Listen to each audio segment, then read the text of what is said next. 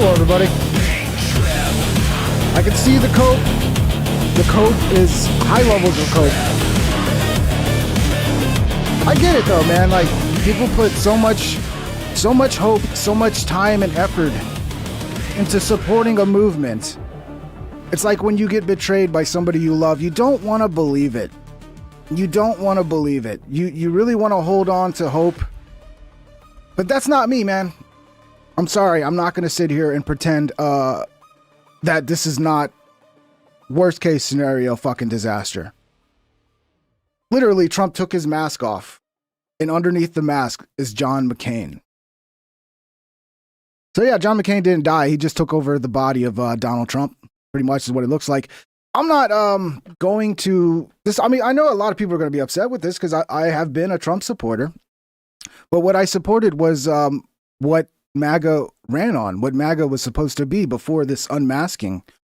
Before somehow the neocons who couldn't win a fucking election to save their life all of a sudden are running the country again. It's weird, right? Like, how does that work? Like, you're very unpopular. You can't win elections.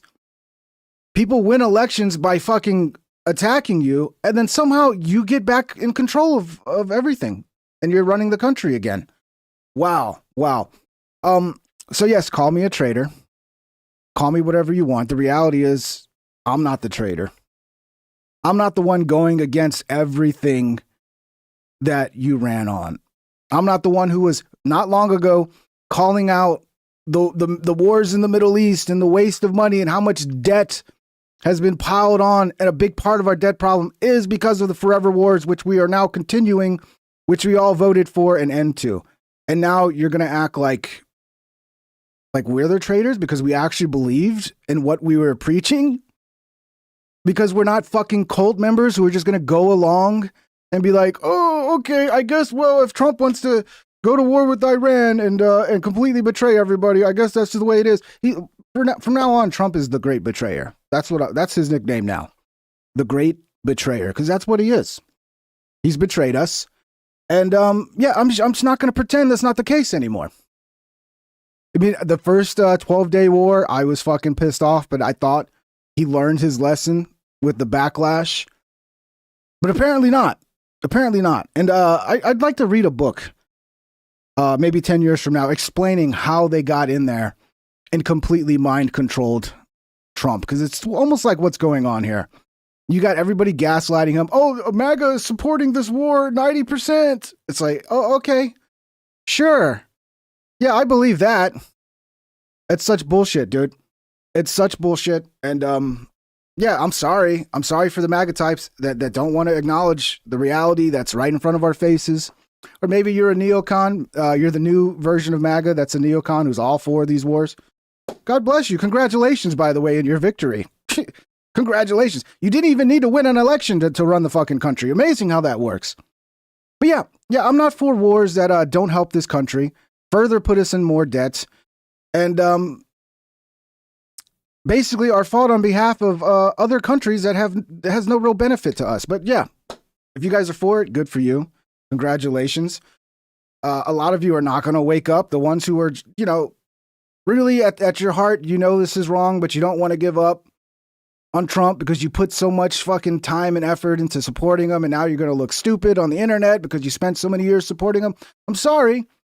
It's better to be right than to sit there and worry about how things look. And the right move is, hey, Trump's fucked up. Trump lied to us. Trump betrayed us. This has not ever been a part of the MAGA agenda. This is the neocon agenda, which has somehow taken over the MAGA agenda, and now MAGA is dead. MAGA is Trump. Trump is MAGA. But Trump is not America first. So the America First movement has to live on. We have to find our way, and we got to find our guy. I mean, maybe Joe Kent. God bless Joe Kent. I wish Tulsi Gabbard would do the same fucking thing. I mean, if Tulsi, you want to save your political career, it'd be a good idea to pull a Joe Kent right now and get the fuck out. And then run for president in 2028 on a real America First agenda. Because we're going to need new blood, right? We're going to need new blood. All these MAGA types, JD Vance, I think they're fucking done. Unless JD Vance resigns. I mean, if there's a chance, if you resign and say this was a mistake, Trump fucked up, I don't know what's going on, but I don't support this. you might have a chance. You might have a chance. And maybe if enough people do this, that'll be something that'll wake Trump up out of his bullshit stupor that he's in, where he believes everybody supports this. At Mendoza_line super chatted $10. I think starting the second term with a scam coin and praising H-1B visas was a red flag. Bro, you had Doge going on at the time. So you had things going on where it was like, okay, yeah, that's retarded. Why is he scamming people with he's pulling a Hawk Tuah? Okay. Yeah, the H-1Bs. I mean, again, going against what he ran on and what America First was supposed to be about. But there were some good things in year one that you could go, okay, all right, well, Doge, that's great. Maybe he will actually fucking cut income tax. All that's out the window. Now his entire focus is on a war that we voted to absolutely not have. The people absolutely voted for no new wars. And this coalition is over. This 80 million voter shit, kiss that goodbye. A lot of you are not going to wake up until the midterms. Maybe even after then, you'll still blame people like me. You'll be like, oh, it was the podcasters who did this. It was all the podcasters' fault. They should have just shut up and been a good cult member. It's like, bro, no, this is not what I voted for. I'm not going to sit there and fucking stay silent when Trump unveils himself to be a piece of shit neocon. I'm sorry. That's not what he ran on either. You guys know this. Like, you're not going to gaslight me and pretend like, oh, he actually ran on this. No, he didn't. He did not. Thank you for the $10, by the way, Mendoza. Yeah, I don't know, man. It's just, it is what it is. I've been saying for a while, we need to move the fuck on from Trump. And that's becoming more and more clear every day. We need to figure out, where do we go from here? We need a true America First movement. Okay? Trump is not America First. Trump is MAGA. MAGA's dead. It's time for America First to rise up. And we need a real fucking America First movement. And I don't know. I don't know if we can pull it off or if we're just going to keep getting fucking fell for it again awards every fucking election cycle. But, I'm not giving up. But we definitely need to focus on America First. And yeah, it is what it is. I know a lot of people are upset. They're like, oh, this is a clickbait title. No, it's not a clickbait title. You ain't figured it out yet. You will.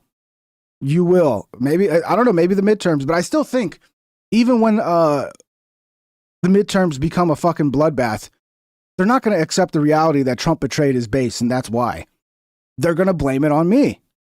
They're going to blame it on every one of us podcasters who tried to wake everybody up and go, okay, this is bad.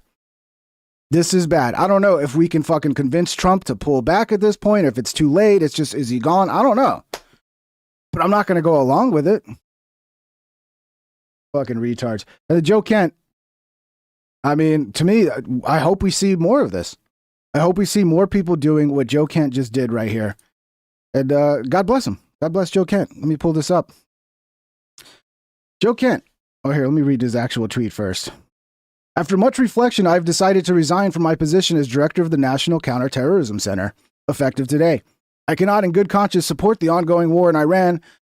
Iran posed no imminent threat to our nation, and it is clear that we started this war due to pressure from Israel and its powerful American lobby. It's been an honor serving under POTUS and D&I Gabbard and leading the professionals at NCTC. May God bless America. Yep. Let's see. I support the values and the foreign policies that you campaigned on in 2016, 2020, 2024, which you enacted in your first term until June of 2025. You understood that the wars in the Middle East were a trap that robbed America of the precision of the precious lives of our patriots and depleted the wealth and prosperity of our nation. In your first administration, you understood better than any modern president how to decisively apply military power without getting us drawn into never-ending wars. You demonstrated this by killing Qasem Soleimani and by defeating ISIS. Sorry, the print's really small and I'm old, so it's hard to see this fucking fine print. Earlier in this administration, high-ranking Israeli officials and influential members of the America media deployed a misinformation campaign that wholly undermined your America First platform and sowed pro-war sentiments to encourage a war with Iran. This echo chamber was used to deceive you into believing that Iran posed an imminent threat to the United States and that you should strike now. There was a clear path to a swift victory.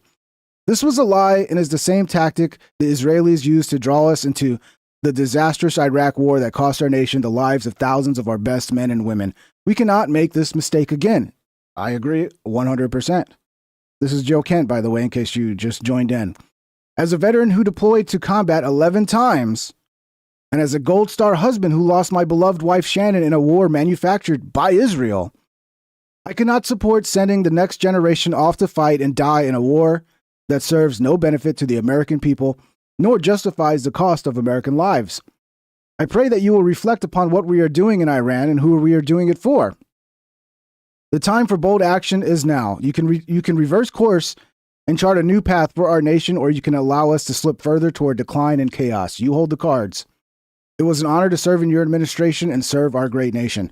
I think Tulsi needs to do the same fucking thing. I think everybody in the administration who believed in America first, who weren't just peddling lines that people wanted to hear, but actually believed in it, you should resign. You should make it clear and resign, and maybe that will be the thing that wakes Trump up. Who knows? Who knows? But this is not America first. This is not what we wanted. This is not what the people voted for. The people absolutely did not vote for a neocon president. And now we have a neocon president. And again, I'd love to read a book that explains how these fucking neocons wormed their way in and took over Trump. Was it some sort of brainworm Israel created some sort of brainworm that they fucking snuck in with? I don't know, dude. But it's fucking insane. And I hope Tulsi's the next one to step down, because it's a bunch of bullshit. And now, of course, everybody's attacking Joe Kent. All the MAGA neocons, because that's basically who's left in MAGA are the neocons. They're all attacking Joe Kent. Calling him a traitor. Oh, he was leaking intel, blah, blah, blah. Whatever, dude. President Trump responds to the nation's top counterterrorism official, Joe Kent's resignation in protest of U.S. military action against Iran. I always thought he was weak on security. Okay, well then why did you make him your fucking counterterrorism head if he was weak on security? That makes great sense, Trump. Very weak on security. I didn't know him well, but I thought he seemed like a pretty nice guy. But when I read his statement, I realized that it's a good thing he's out, because he said Iran was not a threat. Yeah, it's a good thing he's out, because he actually saw reality and saw that this was a mistake. Wow, dude. Wow. Here's the thing. If the American people were for a war, and we knew we had to go to war, like say it was, Iran had, if there was some sort of 9/11 or some sort of attack, like a Pearl Harbor attack, where all the American people were ready to go to war, you think we'd vote for fucking Trump to be the wartime fucking president? No. He's a retard. We voted for him because he's a businessman, because he had an America First ideology, and we thought he was going to actually solve our domestic issues. Trump's not a fucking general. He's not a wartime. He's a fucking idiot when it comes to military stuff. In my opinion, very clearly, he's an idiot. We wouldn't have voted for Trump as our wartime president. We would have got a fucking general or somebody like that. But yeah, that's what we voted Trump to go to be our wartime president. Yeah, real smart. I don't know, man. It's very frustrating because I didn't want this to be the case. I didn't want MAGA to become a neocon movement. I didn't want Trump to be the great betrayer. I didn't want any of this to happen. I wanted America first. I wanted tariffs. I wanted fucking domestic issues. I wanted the left to be gone after. I wanted deep state arrests. I wanted tax cuts, big time tax cuts. And it doesn't look like we're really going to get any of that. I mean, at least we got the border crossings are down, but now they're not even, they're trying to walk back the mass deportations. And like the guy super chatted earlier, the H-1B stuff, yeah, that was right off the bat when he just oh, so what about this old clip of you calling out H-1Bs? Now you're for H-1Bs? Give me a break, dude. It's really sad. It's really sad. And again, I do understand, because I've been there. I've been conned. I've been swindled. And the hardest thing to do sometimes is admit that you've been conned and that you've been swindled. Some people will continue to be conned and swindled for a long time because they don't want to admit to themselves that they've been conned and they've been swindled. And that's where a lot of MAGA is now. The non-neocon MAGA, the actual people that believe in America first. And yeah, I don't know. Maybe the midterms will be the wake-up call. Because some of you really don't believe that the coalition that allowed MAGA to take power is dead. Maybe come midterms, you'll believe it. I don't know. I also think you're probably just going to blame people like me. You're going to be like, oh, it's all the doomers. Okay, dude. Whatever you say. Well, I read his statement. I always thought he was a nice guy, but I always thought he was weak on security, very weak on security. I didn't know him well, but I thought he seemed like a pretty nice guy. But when I read his statement, I realized that it's a good thing that he's out, because he said that Iran was not a threat. Iran was a threat. Every country realized what a threat Iran was. The question is whether or not they wanted to do something about it. Well, I read his... Yeah, dude. We could have not attacked Iran. Life would be going on as normal. Iran was not... one of the biggest reasons Iran's a threat is because of our behavior and the fact that we've overthrown every country around them and we bomb the fuck out of... It's like, dude, I know this is very unpopular. I mean, I heard Trump talking about it. Like, if Iran had a nuke, they would be nuking the world in like 15 minutes. No, they wouldn't. You tell me Iran would commit suicide? What would be the... we're going to get a nuke and then we're going to destroy our country. No, they want nukes because of this. This is what they wanted to avoid. And if Iran had nukes right now, there'd be more peace in this world. That's the reality. It's hard to believe. I know sometimes truth is hard to believe. But that's the reality if you can get beyond the propaganda and the fear-mongering. Good luck with that, though, because there's going to be a lot of propaganda and fear-mongering coming out. Here's Mark Levin attacking Joe Kent. Did Joe Kent leak classified information to the media and woke right neo-fascists in violation of the Espionage Act? He's now taking over the left's terminology and calling us who are against war fascists. That's funny, right? Oh, yeah, I pointless wars that don't help us and just create further debt and create more hatred for our country across the world. If I don't support that, that makes me a fascist. Wow.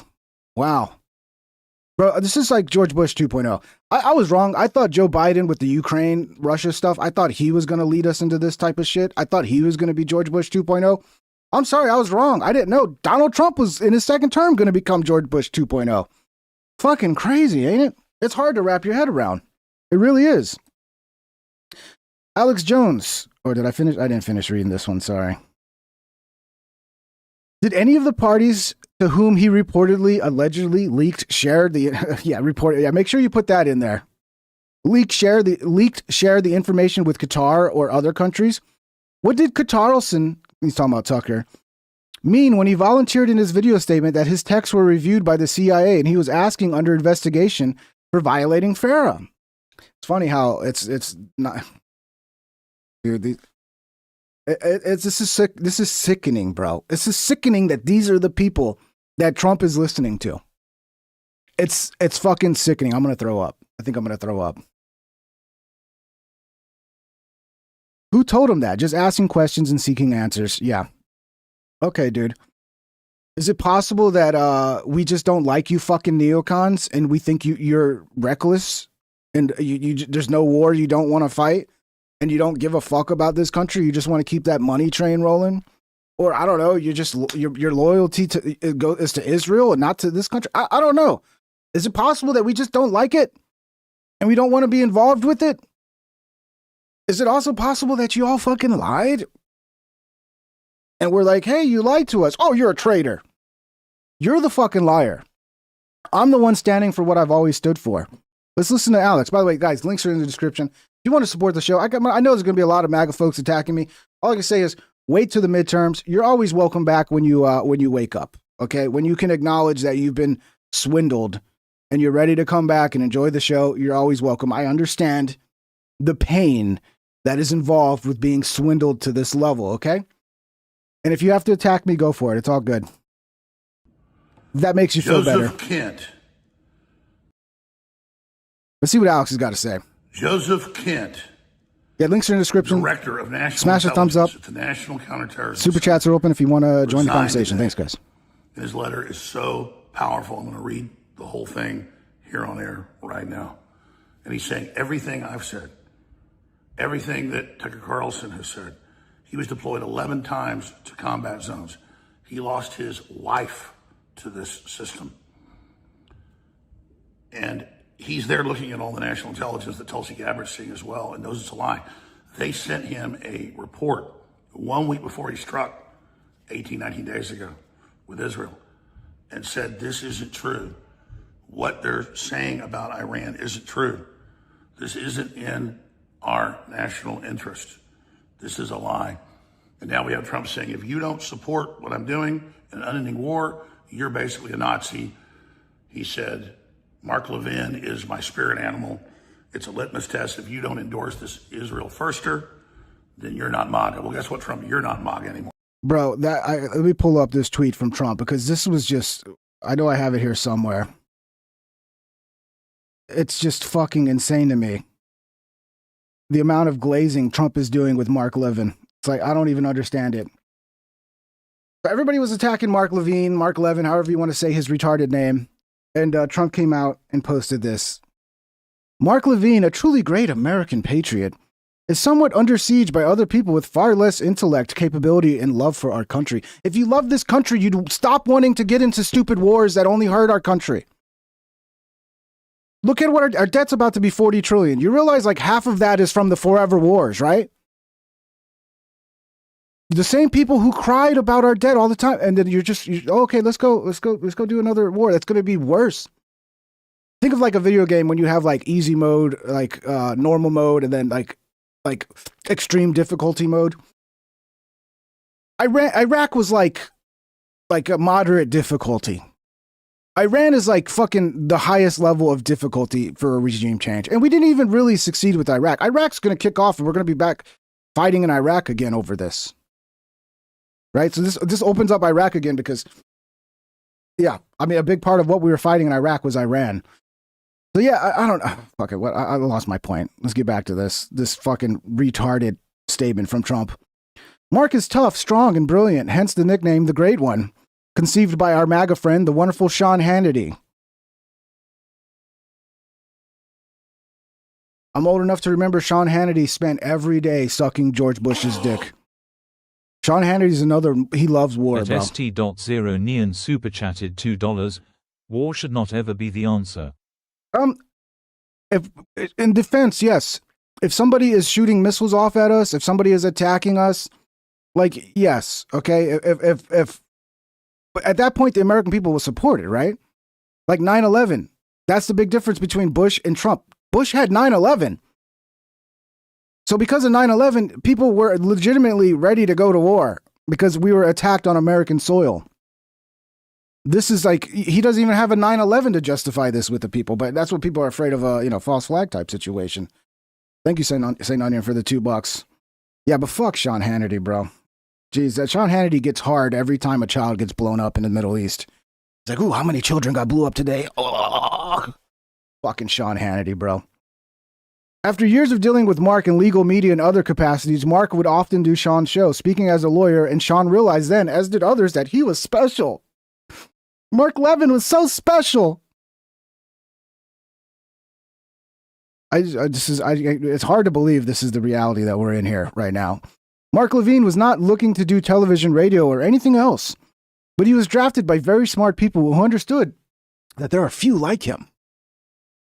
He is a true conservative in intellect, far smarter than those who criticize him, but above all, he is a man of great wisdom and common sense, who truly loves our country. God, I've never seen anybody suck someone's dick so hard through text than this right here. I mean, damn. When you hear others unfairly attack Mark, remember that they are jealous and angry human beings whose sway is much less than the public understands, and will, now that they know where I stand, rapidly diminish. Other than for his wonderful wife and family, Mark Levin only cares and wants one thing: greatness and success for America. Donald Trump Jr., where the fuck are you at, bro? Can you go talk to your dad? I don't know what's going on with your dad, but it seems like he's being hypnotized by neocons. I don't know if they gave him I don't know if they're giving him LSD every night. I don't know what's going on, but I don't know if he's getting MK Ultra'd by the neocons.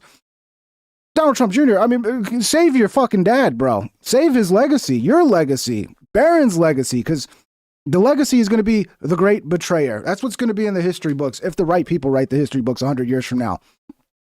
Trump's second term is forever known as the great betrayal. as he completely went against everything he ran on and destroyed his entire movement. That's what the history book should be writing. I don't know how much more of this fucking retarded shit I can read. Yeah, I mean, you get it. It's just a bunch of okay, so greatness is those that speak ill of Mark will quickly fall by the wayside, as do the people whose ideas, policies, and footings are not sound. They are not MAGA. I am. Yeah, you are MAGA, and MAGA's dead because you killed it. Okay. I'm saying we gotta get back to America. America first is not Trump. Okay? MAGA is Trump. So when I say MAGA's dead, I'm talking specifically about Trump. And we need to move quickly to secure our next fucking moves. We got to figure out our next moves right now. We can't wait and sit there and have hope that Trump will be better. No, Trump's done. He's a lame duck. He fucked up. He betrayed us. And it's time to move on and figure out the way forward with America first and get back to America first ideals. Anyway, yeah, we're all traitors for not going along with the war. Oh, we're all traitors, guys. Oh, you don't want to go start more wars? You actually believed in the shit I was saying when I ran for office? Well, you're a traitor. Wow, dude. What a world. Let's get back to the rest of this Alex Jones clip here. You're make Israel great again. It's totally disgusting. Now, and can you guys, all these people that like you attack Israel all the time, like, great. Can you stop attacking Alex over it? Everybody keeps going, oh, Alex is an Israel puppet. Like, you guys clearly don't fucking watch him. I don't know what's going on. Still support Trump overall, controlling the border, trying to... He's also a little bit of cope as well with Alex. Like, again, it's like, I guess it's the sunken cost fallacy thing where you put so much into Trump. So much of your reputation is staked on this guy. And then he fucks you over. You don't want to admit. You don't want to admit that you just got swindled. And you got to admit it, Alex. We've got swindled, bro. And it's time to figure out who is next. Joe Kent, Alex Jones, Tucker Carlson, Tulsi, resign. Resign so you can save your career, please. RFK Jr., resign. Resign so you can save your career, please. In the war with Russia, all the other good things that are happening. That said, he's better than the Democrats, but it doesn't matter. We are still going to put pressure on Trump to not continue to step into this mother of all miscalculations and disasters as they're basically admitting it is. We're not like the Democrats that just cultishly follow our supposed leader. And regardless, we'll continue on with populism in the spirit of 1776 and America first. Populism is winning elections all over the world. Trump rode in on this wave. He didn't create this wave. I was promoting 1776 and anti-globalism 32 years ago, long before Trump figured it out in the last 10 years. And we've influenced Trump massively. That's why it's so painful to see this unfold. So to me, this isn't a popularity contest between myself and Mark Levin or Ben Shapiro. Did we influence Trump, or was Trump just playing a long game? You know, this might have been what Trump was planning the whole fucking time, but then he lost the election in 2020. So this might have been the plan, or the possibility is that within the 4 years he aged so much between 20 and 2024, between his losing the first time and then winning the second time, he's lost his marbles and he's just easily fucking manipulated now. I don't know, man. He's definitely not the same guy. Go look at him speak, from 4 years ago, 8 years ago. He's definitely getting up there in age, and maybe he's just, I don't know, because I did say before, like, I don't know if you got the Trump from 2016, if he would have done this, if he would have fallen for this bullshit, but maybe he was always planning this shit. Who knows, man? Who were never Trumpers. And Lindsey Graham was never Trumper. It's about Trump selling us out to neocon and Israeli interests, and it's so dangerous. So here is the letter from the Director of National Intelligence, Joe Kent, National Counterterrorism Center, today. President Trump, after much reflection, I've decided to resign from my position as Director of the National Counterterrorism Center effective today. I cannot in good conscience support the ongoing war in Iran. Iran poses. Yeah, Don John Bovey. Don John Bovey. It's a hard name to say. Says he's in an echo chamber on True Social, out of touch, talking about Trump. I've heard people saying this, and there's got to be something to that. Because I think he is in an echo chamber with people telling him, hey, everybody loves this, the approval. I mean, he's watching CNN say the MAGA approval rating is 90%. And like, you think CNN is going to go along? Like, don't interrupt your enemy when they're making a mistake. That could be what's going on here. is that CNN knows this is disastrous for MAGA, and they want MAGA to keep going this route so that, they can ensure the death of MAGA, because this is the death of MAGA. No imminent threat to our nation. It is clear. But yeah, there's still MAGA supporters. But when I say the death of MAGA, I'm saying you're not going to have the coalition needed to fucking win. And that's what matters. So yeah, politically, dead. That we started the war due to pressure from Israel and its powerful American lobby, which they've bragged about. That when you say that, the ADL calls for your arrest and says we should use the same tactics with exploding pagers on Americans that don't support us. We actually said that. I played the clip yesterday. I mean, this is freaking nuts. I've never even tried to be an enemy with Israel. They're just making everybody be an enemy because they're so out of control. I'm certainly not with the Muslims either. My God. Wow. I supported the values and the foreign policies that you campaigned on in 2016, 2020, 2024, which you enacted in your first term. Until June of 2025, you understood that the wars in the Middle East were a trap that robbed Americans of precious lives and of our patriots and depleted the wealth and prosperity of our nation. In your first administration, you understood better than any modern president how to decisively apply military power. You demonstrated when Iran's even worse. So the Pentagon said, if you think Iraq and Afghanistan were bad, Iran's 10 times worse. As a veteran who deployed to combat 11 times, and as a Gold Star husband who lost my beloved wife, Shannon, in a war manufactured by Israel, I cannot support sending the next generation to fight and die in a war that serves no benefit to the American people nor justifies the cost of American lives. I pray that you will reflect upon this and what we are doing in Iran, and that you will, and who we are in this for. The time for bold action is now. You can reverse course and chart a new path for our nation. You can reverse course, chart a new path for our nation, or you can allow us to slip further toward decline and chaos. You hold the cards. It was an honor to serve in your administration and to serve our great nation. Joseph Kent, Director of National Counterterrorism Center. I mean, this is so incredibly historic, and it's true. Adam Driver, you keep saying what the cope is. Bibi was already going to war. Our bases would have been hit from Iran. We were dragged into the war. If we had a real fucking president who really believed in America first, he would have said, hey, Israel, if you do that, we're cutting off all funding. We're not going to support it. And we're going to send a message to Iran that we do not support this. And we're going to condemn you for your warmongering. Israel is not an ally anymore. I don't consider Israel an ally.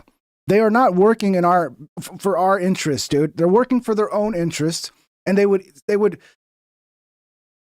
without a fucking hesitation, they would destroy this country for their own good, for their own benefit in a split second. And here we are fighting wars for them. Are we retarded? I think we're retarded. And now he'll be called a Nazi. The talking points Trump has said come out of Mark Levin's mouth. He writes them for Sean Hannity. He is the voice of God. And you are a Nazi. You're pro-Hitler. You're the devil.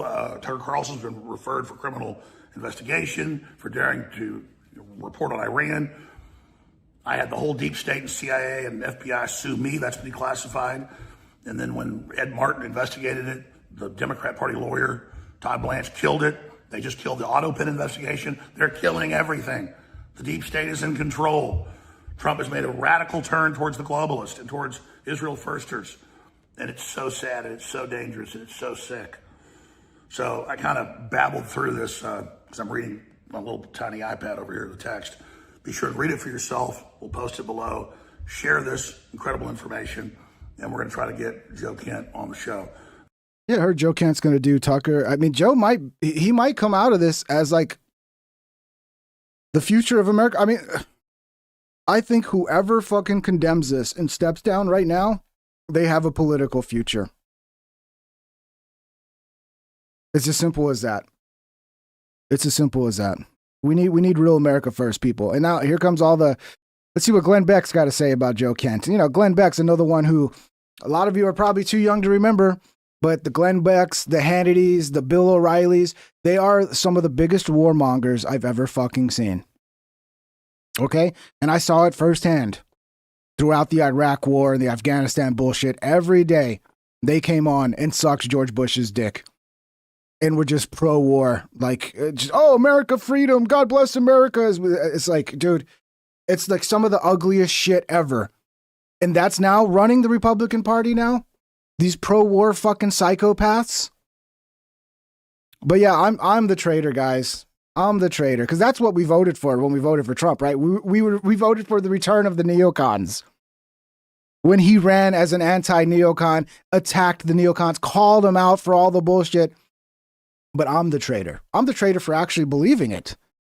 Oh, what are you, stupid? You believed what he said? You fucking retard? Oh, well, you're low IQ. Okay. There's something that's just happened that is remarkably historic. I want to read it to you. President Trump, this comes from the Director of National Intelligence and National Counterterrorism Center, Joseph Kent. President Trump, after much reflection, I've decided to resign from my position as Director of the National Counterterrorism Center effective today. I cannot in good conscience support the ongoing war in Iran. Iran posed no imminent threat to our nation, and it is clear that we started this war due to pressure from Israel and its powerful American lobby. All right, everybody's going to have to read the letter. Let's get through this. Important as the Pentagon Papers. This is going to possibly change the course of America. I support the values of foreign policies that you campaigned on in 16, 2020, 2024, which you enacting is. You can say a lot of things. This is echo chamber threat to things, but to say that Donald Trump is a dupe and has been duped by a foreign power because he. What's either two things, retard? Either he was duped, he's losing his mental facilities and being taken advantage of, or he's a complete fucking traitor who conned the fuck out of the country. God dang it, hit the wrong thing. Need to be kind of like a have to word. I think that foreign power, because he wasn't smart enough to figure it out, is absolutely insane. Jason, your analysis on this? I think that we need an immediate statement from DNI Tulsi Gabbard immediately to go into the details that they probably did not even want to go into at the moment, but they're going to have to now. This is incredibly irresponsible, and it needs to be cleared up 5 minutes ago. They need to do that. They need to go into rapid damage control mode and explain exactly point by point and counter everything Joe Kent just said. Now, I don't have a problem with. So Joe Kent he's always seemed to me to be kind of like a very libertarian voice within the administration. And his wife dying in Syria, I'm sure that pushed him further towards the no war camp. Sure. No shit. And I can get that. I like having an anti-Bolton style group of people within that. We need those voices. But this is so irresponsible. You might as well just say that, I read the protocols of the elders of Zion and, the Jews control the world. He basically said that. Again, it's all just fucking anti-Semitism, right? Trump himself admitted that Israel dragged us into this war. Everybody knows we're fighting this war on behalf of Israel. So Joe Kent is just speaking reality, dude. But, yeah, it's all just anti-Semitism, guys. Everybody that's against this war is an anti-Semite. He basically said that Jews control the United States of America. Come on. This is so irresponsible. I don't think I've ever seen anything quite like this. And the only reason saying something like this, you might as well, it's got to be. Yeah, that's what's dangerous. Not starting a fucking war in Iran. It's dangerous to be against war and call out fucking retarded shit where we're fighting wars on behalf of other countries that do not benefit us when we have so many fucking domestic issues to deal with that are now going to be left by the wayside because Trump's going to focus completely on this foreign issue. That's not the dangerous thing. The dangerous thing is actually calling it out. That's dangerous. That's dangerous. An intention grab. It's got to be. I don't know. He's throwing And again, in. Unlike the Pentagon Papers, where's the evidence of this? Yep, none. There's no evidence of this. So he has just taken, and this was my problem, and I said this yesterday. There's no evidence of literally the Trump administration has said it. Marco Rubio said it. Trump, I got a clip we'll play in a little bit of Trump basically saying it. If we're talking about the fact that we're fighting this war on behalf of Israel and we were dragged into this because of Israel, it's not a fucking, oh, I need a Pentagon paper to, they're literally saying it. It's very obvious. I've said this every day since the war started. I don't need more opinions. I need more facts. I'm tired of opinions. I want facts. If this is true, back it up with facts. Show me how this happened. Do you have any evidence that those things happened, Ricky? Don't get me started. I didn't want to bring this story to you. You do know, you do have the evidence. I was very suspicious. All these fucking never Trumper neocon pieces of shit. All of a sudden they were just like, oh, I'm MAGA now, and like pushing the MAGA message. I always knew there was something up there.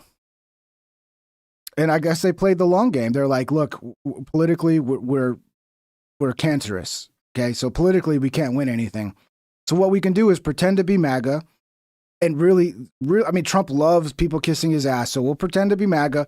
We'll get in close to Trump. We'll kiss his ass, tell him everything he wants to hear. And if we play our cards right, eventually we'll get control of Trump and the presidency again, because we got so many people in high level positions still. And they won. Congratulations, neocons. Congratulations. I mean, I got to give it to you. Like, you don't even have to win elections to run this country. It's crazy how that works. It's crazy. The whole country could literally fucking reject you, and you still get to run things. I love it. It's fucking brilliant, ain't it? You have the written word from those allies that are all Arabs. Yes, I have that. Do you have the evidence to the other side that Israel is trying to do this war to destroy the Arab world? No, you have an opinion. Well, I've got an ass and an opinion. They're both worth exactly the same thing. They're not worth a damn thing. Give me the facts. You're saying nothing, Glenn. You're saying nothing. Oh, give me the facts. There's no facts. The fact is, we didn't vote for this fucking war. The fact is, there was no fucking reasonable it wasn't a reasonable decision to start this war because, we have to do it because Iran was going to attack all their neighbors. It's weird because Trump was like, we have to do this because Iran's going to start attacking everybody. I got intel that Iran's going to attack everybody. And then when Iran does start shooting missiles off at American bases in the Gulf states, Trump's like, we had no idea they were going to do that. Well, which one is it? You said they were going to do that. That's why you started the war. And then when they do that, you say, we didn't know they were going to do that. That is the problem with this country. You, Glenn fucking Beck, are the problem with this country. All you fucking old Fox News pieces of garbage who just promote war, that's what you do. You need to go away. You need to retire. How many people are paying for the Blaze, dude? Is anybody out there actually paying to get the Blaze? If you're under 70 years old and you're paying to get the Blaze, then whatever. You're probably suffering from some sort of mental decline, just like Donald Trump. People like me who are paid to give you an opinion and perspective on what the hell all of this means. Unfortunately, there are so many of us that some people have to get a leg up on somebody else. I've got to get more clicks. I've got to get more advertisers. I got to get more followers. I got to get whatever it is. That's what it is. That's what it is. We're all doing this for views, guys. This is all clickbait for views. Or we're throwing the country under the bus because we want views. No, you ran on one thing that we supported, and then you got into office and you betrayed us. That's the reality of the situation. Are people trying to get views? Of course they are. So are you, Glenn Beck, you fucking idiot. Everybody that's got a podcast and a mic, they want to get views. It's no different for Glenn Beck than fucking Steven Crowder or Nick Fuentes or me. We're all looking to get views because that's how we make a living doing this. But the reality is you guys have betrayed the movement. Okay? The coalition that you built, right, by pushing the fucking America First, No New Wars message, you just betrayed it. That's the reality. And that's why people are pissed off like me. Because we fell for it. Because we supported neocons not knowing they were neocons. I can't listen to this fuckhead anymore, dude. I can't listen to it. Let's go on. What's the next fuckhead? Oh, it's Stephen Bannon. Let's see what Steve Bannon has to say. Now, there's some confusion about the about how Joe wrote that letter, but how it was delivered. And the understanding now, it's been out that he met with the vice president. He and Tulsi Gabbard together met with the vice president on Monday. And the vice president recommended he go see the chief of staff and the president, which I think in this situation would have been quite appropriate, given Joe Kent is a guy that's highly revered. Like I said, the chief warrant officer, Kent, was 11 combat tours, valor and courage and dedication to country beyond question. His wife, his beloved wife, died, I think, in the Syrian operation, leaving him as a widower with two young boys. So Joe Kent's dedication to his country is unparalleled. And this letter, being as controversial as it is with the content that it has, I think it would have been very appropriate maybe for the vice president to get him to the chief of staff and get him to the president of the United States so that he could share with the president why he was considering resigning. In fact, why he had drafted a letter. I imagine he did. Look, I think if Joe Kent felt that he could still have some effect for the better, and he still could influence Trump and make sure we don't end up with boots on the ground and dragging this out and becoming another forever war, I think he would have stayed in. But my speculation would tell me that he probably felt there was nothing he could do at this point. There's no way he could convince Trump. It was just pointless. And the best thing to do would be to resign and make a statement that way. Speculating here, obviously. I think that would have been. I think that's what Tulsi might be doing. Because I don't know. Maybe I'm wrong. Maybe Tulsi's just on board.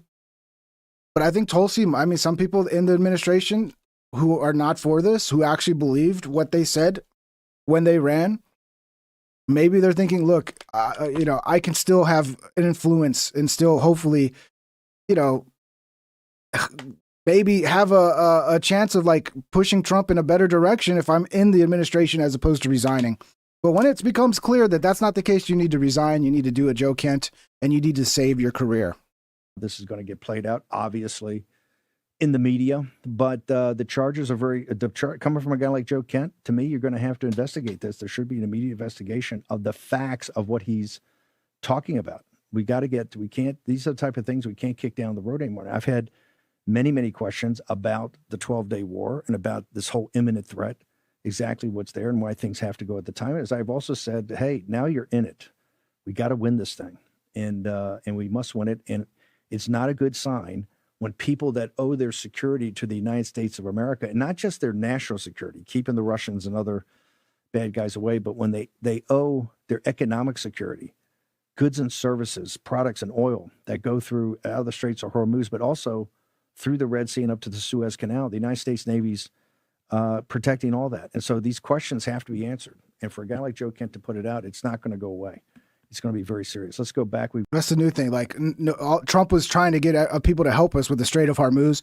Apparently, we've completely obliterated Iran. They're 100% destroyed, but somehow we still don't have control of the Strait of Hormuz. And even Trump admitted what I said was they don't even have to put mines in the Strait of Hormuz. They just have to fucking tell people, hey, we're putting mines in the Strait of Hormuz. And the dude with his $1 billion ship that he's not going to risk losing $1 billion on the small chance that there's a mine that it might. So, yeah. Also, you got to realize a lot of these other countries who claim to be our allies are not our allies. They want to see the downfall of America. We're the big dog. They're tired of it. So they're probably happy that we're starting a stupid war like this. They're not going to help us. They're going to let us fucking sink and fail. And to them, that means if we fall, they go up. We're like acting like these people are our allies when we should be really clear on the fact that they're competitors, bro. They don't want us to be the top dog. They want to be the top dog. And this is going to just lead to the further fucking decline of the American empire as we decide that we're going to be the world's police. And it's like, no, while we have so many domestic issues, which, by the way, this is not going to help. I mean, I don't know. Maybe it won't be the midterms that wakes people up. Maybe it will be the coming fucking crisis of inflation when you realize, oh, shit, I really couldn't afford for things to go up anymore, and they're going up again. Maybe that'll be the wake-up call when we can't get enough fucking fertilizer over here, so the cost of fucking food goes up through the roof. I don't know. But that's what's coming if we don't fucking jump off this ship real quick. And yes, Doc Jeffrey, me looking like Steve Bannon is a meme around here. I used to say I'm Steve Bannon's son, but once he showed up in the Epstein files, I'm like, oh, sorry, I'm not actually Steve Bannon's son. And any resemblance is just, coincidental. Okay. But yes, I know everybody knows I look like Steve Bannon, a young, sexy Steve Bannon. This is, I think, how a lot of MAGA supporters are feeling. Some people are quick to wake up to the betrayal. Some people just don't want to admit it to themselves. It's going to take time. Trump. Let's take a listen to one more woman who we spoke with. If you could say something to President Trump and he was going to hear you right now, what would it be? You are a worthless pile of And you voted for him how many times? 3 times. That was my bad. Apparently, I'm an idiot. Trump. I feel exactly like her, to be honest. She speaks for me. Listen to Dave Smith. You know, Dave, I have my disagreements with Dave on particular things. Not this one, though. I think Dave's on the money here. And why is it, by the way, that this is always a one-way street? You know, I hear all the hawks constantly being like, Iran said this, Iran threatened this. What about the threats in the other direction? Maybe Iran feels like they don't have a choice to not. So look, Muammar Gaddafi, Iran is on the list of 7 countries that are supposed to be overthrown. The U.S. government went and overthrew both of their next-door neighbors, invaded the countries and destroyed them after putting Iran on the axis of evil list when they had nothing to do with 9/11. And then when Muammar Gaddafi denuclearized, they went in there and overthrew him in the most violent, brutal way, was sodomized to death by a pack of madmen. Maybe Iran also feels that they can't get this one wrong. Why are we doing this? This is a country that poses no threat to the United States of America. And if you guys want to try to hang on the fence here and go, hey, I'm not telling Americans what to do. I think Israel should do it on their own. But that's just a fantasy land. They're not doing it on their own. They're doing it with our weapons, with our intelligence support, with our money, with us protecting them from a retaliation strike, and, at least possibly, with our president using negotiations to dupe Iran into thinking that they weren't at risk. I mean, that's what Benjamin Netanyahu says, and that's what some other reporting says. Maybe that's not the case, but either way, he pretended like he was afterward. So no, none of this is being done without America. This is about a regime change war. All of them said it in their own words. They're on record. Do you guys think Benjamin Netanyahu has been mistaken for 30 years, claiming that Iran is a year to 3 years away from a nuke? Or was he lying? Yes, my government is criminally responsible for the wars that they launched. And the Israeli government is also responsible for constantly trying to lure my government into more wars. That's what I'm standing up against right now. So the American government is so gullible that they just go around invading countries on the say-so of Israel. Again, what a straw man, dude. Benjamin Netanyahu came to America in 2002 and testified before Congress that the U.S. should overthrow Saddam Hussein, Muammar Gaddafi, and the Iranian regime. This isn't a secret. He's advocating that we fight more wars. And I'm telling you that this war, which we do not need to fight, which is not in our interest, has the potential to be devastating to our country, let alone the region. What is the moral relativism in any of that? I'm not saying the Iranians are good people. One side wants to wipe the other one from the map. The other side wants not to have people who want to do that in charge of that country. It's so amazing how we are the invaders. We fucking initiate the war, and it's a self-defense. We're doing a Bro, we're the ones invading fucking countries and bombing people and fucking killing, assassinating all the fucking... I'm sorry. When in history has the people that are constantly invading other countries been the good guys? I don't know. They're so good with the propaganda, though, man. They're so good with it. That's the difference. But Pierce, do you not get my... Let me just see. Pierce, do you get my point here? This is what they said from the very beginning of the war in Gaza. Israel doesn't want to wipe Gaza off the map. Israel just wants to retrieve the hostages and get it. But they are wiping it off the map. So why do you just get to have this standard where you decide what they want to do? I can't base it on their track record. We can't look at Iraq. We can't look at Libya. We can't look at Afghanistan. Evidently, as all the hogs can see, we can look at World War II. Everything is just like World War II. But it's not like the last 25 years of terror wars. And then I see a lot of people attacking millennials like me. Actually, I'm more of a zennial than a millennial. So I learned I'm a zennial. So yeah, I identify as a zennial. X-E-N-N, it's like millennial, but with the X-E at the beginning, zennial or some shit like that. But they're all attacking people like, oh, these dumb millennials think everything's like Iraq and Afghanistan and blah, blah, blah. It's like, bro, Iran is worse than Iraq and Afghanistan.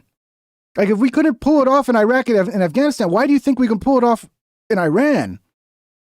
And have you seen the fucking terrible effects? I mean, again, I think it's estimated 20 trillion of our debt is simply from the forever wars. Didn't they lose $1 trillion in Iraq? That just $1 trillion just disappeared. I forget the details. Maybe it was Afghanistan, but there was like money just goes missing. Giant swaths of money just boop. Oh, I don't know. It's gone. Our country is fucked if we continue down this route. If we continue to ignore all of our domestic issues, if we continue to ignore the suffering of the American people, and we're just focused on all this foreign bullshit that actually does not affect us, we're cooked, bro. We're cooked. These guys have wiped countries off the map left and right. Well, as it's you know, what they've done. It's their track record. Yeah, I agree 100% with Dave Smith right there. 100%. 110%. Trump, I'm not afraid to put boots on the ground in Iran, even if it turns into another Vietnam. Are you retarded? I'm starting to think he's fucking retarded at this point. Maybe he's getting so old, his IQ has dropped under 100 at this point. Wow. Wow. Because the Iranian regime has told Sky News, if you put boots on the ground in Iran, it will be another Vietnam. Are you afraid of that? No, I'm not afraid of. I'm really not afraid of anything. Maybe you should be. It might be a good idea to be afraid of destroying your own country, but I don't know.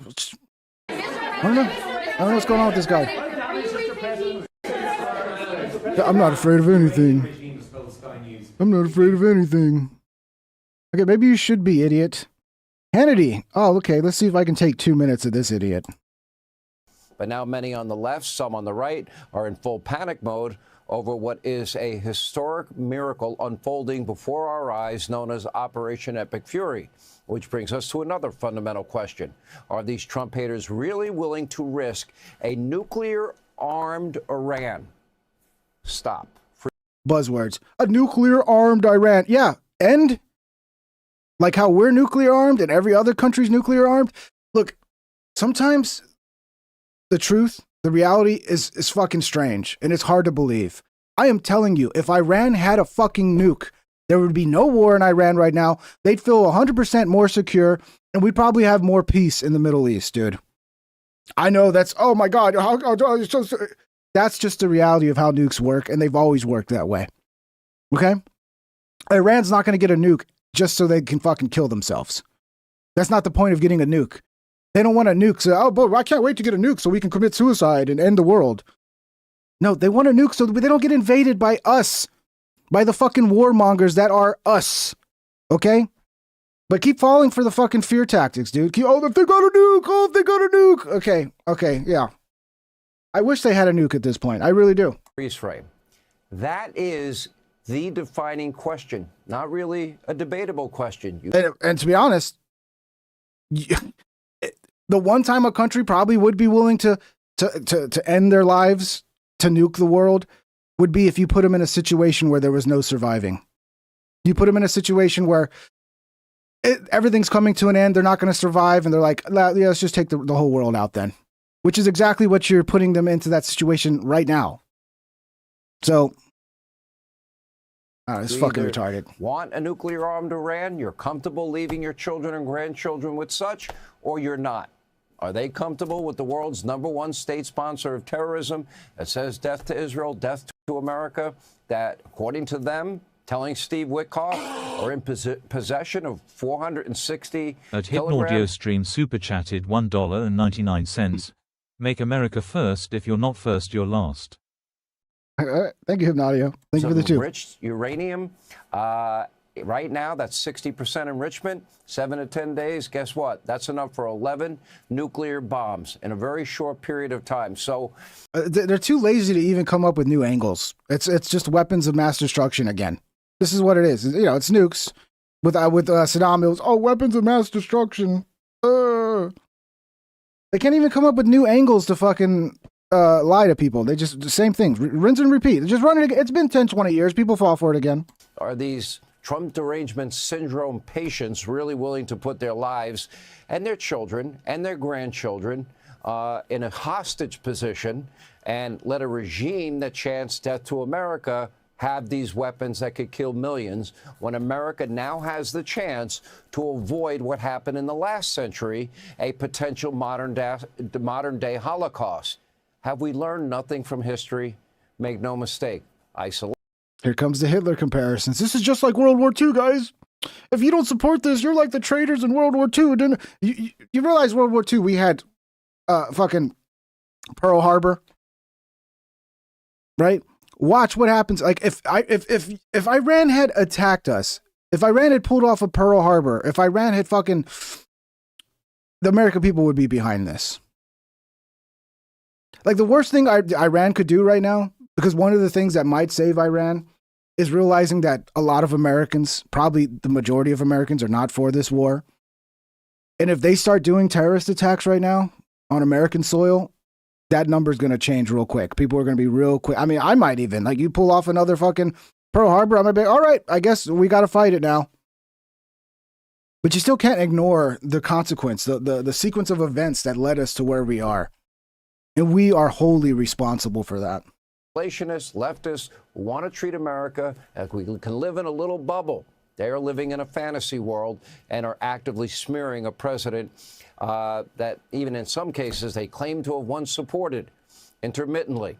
In reality, they're just isolating themselves politically. I don't support the man. I support the policies. See how this it becomes, oh, well, you're not loyal because you don't support Trump. No, I supported the policies that Trump ran on. I don't support the man. I'm not a cult member going, oh, Trump's God. I support the policies. And when he betrays those policies and does the thing that he says he wasn't going to do, that none of us wanted him to do, then yeah, fuck him. I don't support the man. I support good America First policies, whoever the man is. While the real world has moved on without them. Thankfully, this has been the most successful military campaign in history. Yes, I think Pearl Harbor was real. I don't think Pearl Harbor was fake, Mike. I mean, everything's fake now. Nobody believes anything. Okay, if it was fake, then why did Japan just go, hey, that was fake, we didn't do that? Like, Pearl Harbor wasn't fake, guys. What there is a question of is, did we allow it to happen? Did they know it was going to happen and they allowed it basically to happen because they knew it would mobilize people to be ready for war? It would get the American people behind the war. I mean, there's a question with that in 9/11 as well. That's why a lot of people are kind of scared right now that there might be some sort of false flag or there might be some sort of attack that's planned that they just let slip through the fucking cracks. Oh boy, it's Mark Levine, the smartest man in the world, according to Trump. The smartest fucking... I mean, this guy's basically like modern day fucking... I don't know the comparison. There's no comparison. No one's ever been as great and powerful and smart as Mark Levine. Trump is operating in the tradition of our greatest peacetime/wartime presidents. Despite the outrageous media coverage in this country, despite the constant efforts under Operation Sabotage by a Democrat Party that is hell-bent on losing this war, that is hell-bent on undermining the commander-in-chief, that is hell-bent on undermining our armed forces, and yes, is giving aid and comfort, propaganda to the enemy, as are individuals who I call the woke right neo-fascists, who are stirring the anti-Semitism pot, who are stirring the trash Christian pot. They are no different than the same voices we heard in the 1930s, and just as disgusting, evil, and reprehensible. All this talk about... God, dude, they're laying it on so thick. Obviously, don't compare don't compare Iran to Afghanistan and Iraq, but we can compare it to World War II. And we're all fucking traitors. Basically, I mean, if it was up to them, we'd be fucking brought up on charges for fucking treason. Because we don't support a war that is not a patriotic war. It's a war that's going to further destroy our country. And the patriotic thing is to actually want what's best for this country. And these sort of wars are not what's best for our country. They're going to further bankrupt us. They're going to create more fucking hatred. This is not the right move for the country. But these fucking neocons don't give a fuck about this country. Mark Levine does not give a fuck about this country. I don't know. They seem to be more loyal to Israel than to us. That seems to be the writing on the wall. And if we don't support whatever Israel wants, then that makes us traitors. Rather than supporting what's best for America. I don't give a fuck what's best for Israel. Israel can look out for Israel. I want Israel to be successful. I want it to be prosperous, and I don't want it to be a warmonger. Because I don't think this is going to turn out very well for Israel in the long run either. But at the end of the day, what's best for Israel is not what's best for us. And we elected a president to be America first and to put our interest above and to handle all the domestic issues that we're dealing with. And he's just dropping the ball on all that. And yeah, I don't know. There are some people that think he's, his popularity's gone way down with the Epstein files. Trump's it's been a failing administration for a while now. And some people have said, I don't know how true this is, that he thought he was going to get like Bush level support. Because when Bush went to war, everybody supported Bush at the beginning. Everybody supported Bush. We had 9/11. We were ready. As a country, we were ready to go get revenge. And I think maybe Trump thought, oh, if I just go to war, I'm going to get all this support. I'm going to be a wartime president. Everybody's going to be forced to be loyal and support me. Good luck with that. This war wasn't. Oh, that's a theory. Why did we decide now? All this talk about what is the mission. All of this is used to try and obstruct, undermine, dispirit, and divide this nation. At a time when Donald Trump is doing what great presidents do. Shame on you, Democrats. No, shame on you. Shame on you, fuckhead. He seems like he's about to cry as well, dude. Like he's so emotional, he's about to fucking cry. No, shame on you, Mark Levin. Shame on you for taking the will of the American people, which was not to do this, was to not do forever wars, and getting in there and manipulating this old man into doing what America does not want him to do. Shame on you. And may history remember you as the fucking traitors that you are to this country. You are doing this. Because you're the fucking traitor, Mark Levin. You're the fucking traitor, bro. This country. You will be remembered forever. You will remember as the isolationists of the 1930s. Shame on you, woke right neo-fascists. You will be remembered. Remembered. As the unpatriotic, anti-American Jew haters that you are. That's all they got. That's all they got. They can't defend the war because there's no fucking, it's just not reasonable. It was unreasonable. You're not going to get fucking the support you want for a war like this unless, again, there's some sort of major event that rallies Americans behind it.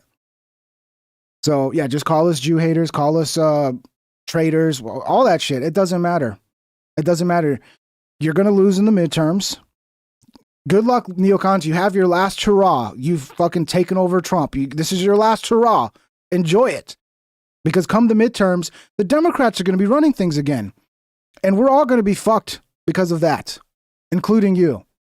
But I guess, this little fucking Iran war and whatever schmeckles you're going to get out of it is worth more than having any political power in the future. Because you're not going to. You're going to hand over power back to the Democrats. And, maybe that's the plan. Because the Democrats got a lot of neocon in them as well. Especially the Hillary-style Democrats. I don't know. I kind of feel like, this is a thing where, like, these people don't actually like Trump or support Trump. Mark Levin does not like Trump or support Trump. They're using him. They're telling him what he wants to hear so that they can use him. Okay? So there might be some agenda here to, like, actually kill Trump and kill MAGA because they fucking hate us. Why? Because we're anti this shit. We're anti this regime change fucking world police bullshit, which only enriches these fuckheads while fucking impoverishing the average American citizen.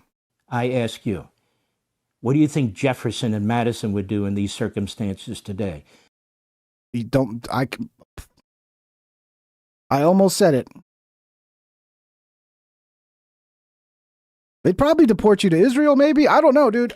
I don't know. But I don't think they would be on the side you think they would be on, bro. They would see the state of America domestically, and they would freak out. And they would go, why the fuck are you fighting a war on the other side of the world that has no effect on the American people, while the American people suffer, while the Constitution's being trampled on, while our fucking federal government has become the bloated behemoth that we tried to avoid in the first place. Yeah, the people who didn't even really want a standing army, they wanted like a militia. They wanted to have like a militia, so like if anybody came and attacked us, like every American would have a gun and we would have our own fucking military. Like no one would fuck with us because every American could just form a militia and it would just be pointless to try to take our land. Yeah, they're going to support some fucking foreign entanglement that has nothing, that's only going to bankrupt us and doesn't help the American people, as the American people are already suffering from the cost of living. Yeah, okay. Okay, that's what they'd support you guys. Sure they would. What do you think Franklin Roosevelt would do in these circumstances today? Or don't cry, Mark. Or Abraham Lincoln or George Washington or even Ronald Reagan when they didn't have nuclear weapons in Iran. What do you think they would do? Yeah, who gives a fuck what they would do? I don't care. I know what's the right move and what's the wrong move, retard. And you guys are doing the wrong move. Everybody keeps talking about he's got a micro penis. Is that true? Does Mark Levine have a micro penis? It's sad. I wouldn't wish that on anybody. Here's Bongino. Bongino on Iran threat. I don't know what point you thought this wasn't an imminent threat after you read a lot of the stuff I read. That's just open source stuff. Let's see what he says. You're going to see this with Joe. He's talking about Joe Kent. Look at this guy. Look at the chin like that. This guy could win. He could actually be president with a face like that. And if only he's actually America first. And I mean, this could be all a plot. I mean, the neocons are so fucking sneaky. This could be a plot. You're like, Joe, okay, here's what we're going to do, Joe. You're going to resign and you're going to call out this war. And then you're going to run as like the anti-war guy in 2028. Meanwhile, we're all working together behind the scenes. I mean, I wouldn't put it past them at this point. They're fucking sneaky. Look at what they did with Trump. That's some sneaky shit. Kent in the coming days. Listen, but I don't know. I mean, let's hope Joe Kent's the real deal. Let's hope. Decorated history of service is beyond reproach, and his sacrifice with his family is just unspeakable. I don't even like to think about his wife, who passed, however, who was killed. Yeah, I mean, her name is emblazoned on a plaque in a facility I can't really talk about, and when you read the story there, it's a tough story to read. But again, as I've said with other. Yeah, the sacrifice is beyond reproach. That doesn't mean that this current opinion is any more fact-based, because it's not. I'm really sorry, Laura. I mean, I read probably a lot more intelligence than he did, because they don't have a law enforcement function, the National Counterterrorism Center. They're an analytical clearinghouse. I don't know. Who listens to Bongino? It might be that they fucking destroyed all their credibility with America First, with the Epstein files, that they felt like they had no choice. Like the neocons were still there to support. Like, oh, we don't care about Epstein. And it's like, oh, thank God the neocons still like us. But we do want war with Iran. I wonder if that's what's going on. Because who could fucking listen to Bongino after what he did with the Epstein files and take him seriously? The guy's like, we got a video coming out that proves he definitely killed himself and there's no blah, blah, blah. And then the video proves nothing. It's like, oh, you're lying. You're a liar. So you're just a liar. And then we're going to take him seriously? I don't know. I can't take this fucking retard seriously. I don't know. That's just me. They're valuable. However, I had access to just about everything. And how you could come to the conclusion that the Israelis did it and there was no imminent threat here? Really? What about the anti-ship ballistic missiles, the drone program, 440 kilograms of 60% enriched nuclear material, their constant death to America chance? I mean, that's called evidence. In some limited circles, we call that, a clue. I mean, I don't know at what point you thought this wasn't an imminent threat after you've read a lot of the stuff I read. And by the way, that's just the open source stuff we can talk about on the air. I promise you, the president, I promise you, has a bevy of material that if he could do the Men in Black thing and erase your mind tomorrow, if he told you right now, you would come to the imminent threat conclusion in a snap. So you'd fall for the BS like you, right? You think I'd fall for the propaganda from Israel and who knows, all the neocons. And I would just be like, oh, you're right. Iran's a threat. Let's start another forever war. Oh, you convinced me. No, we're not all idiots like you, Dan Bongino. Okay? You're an idiot, clearly.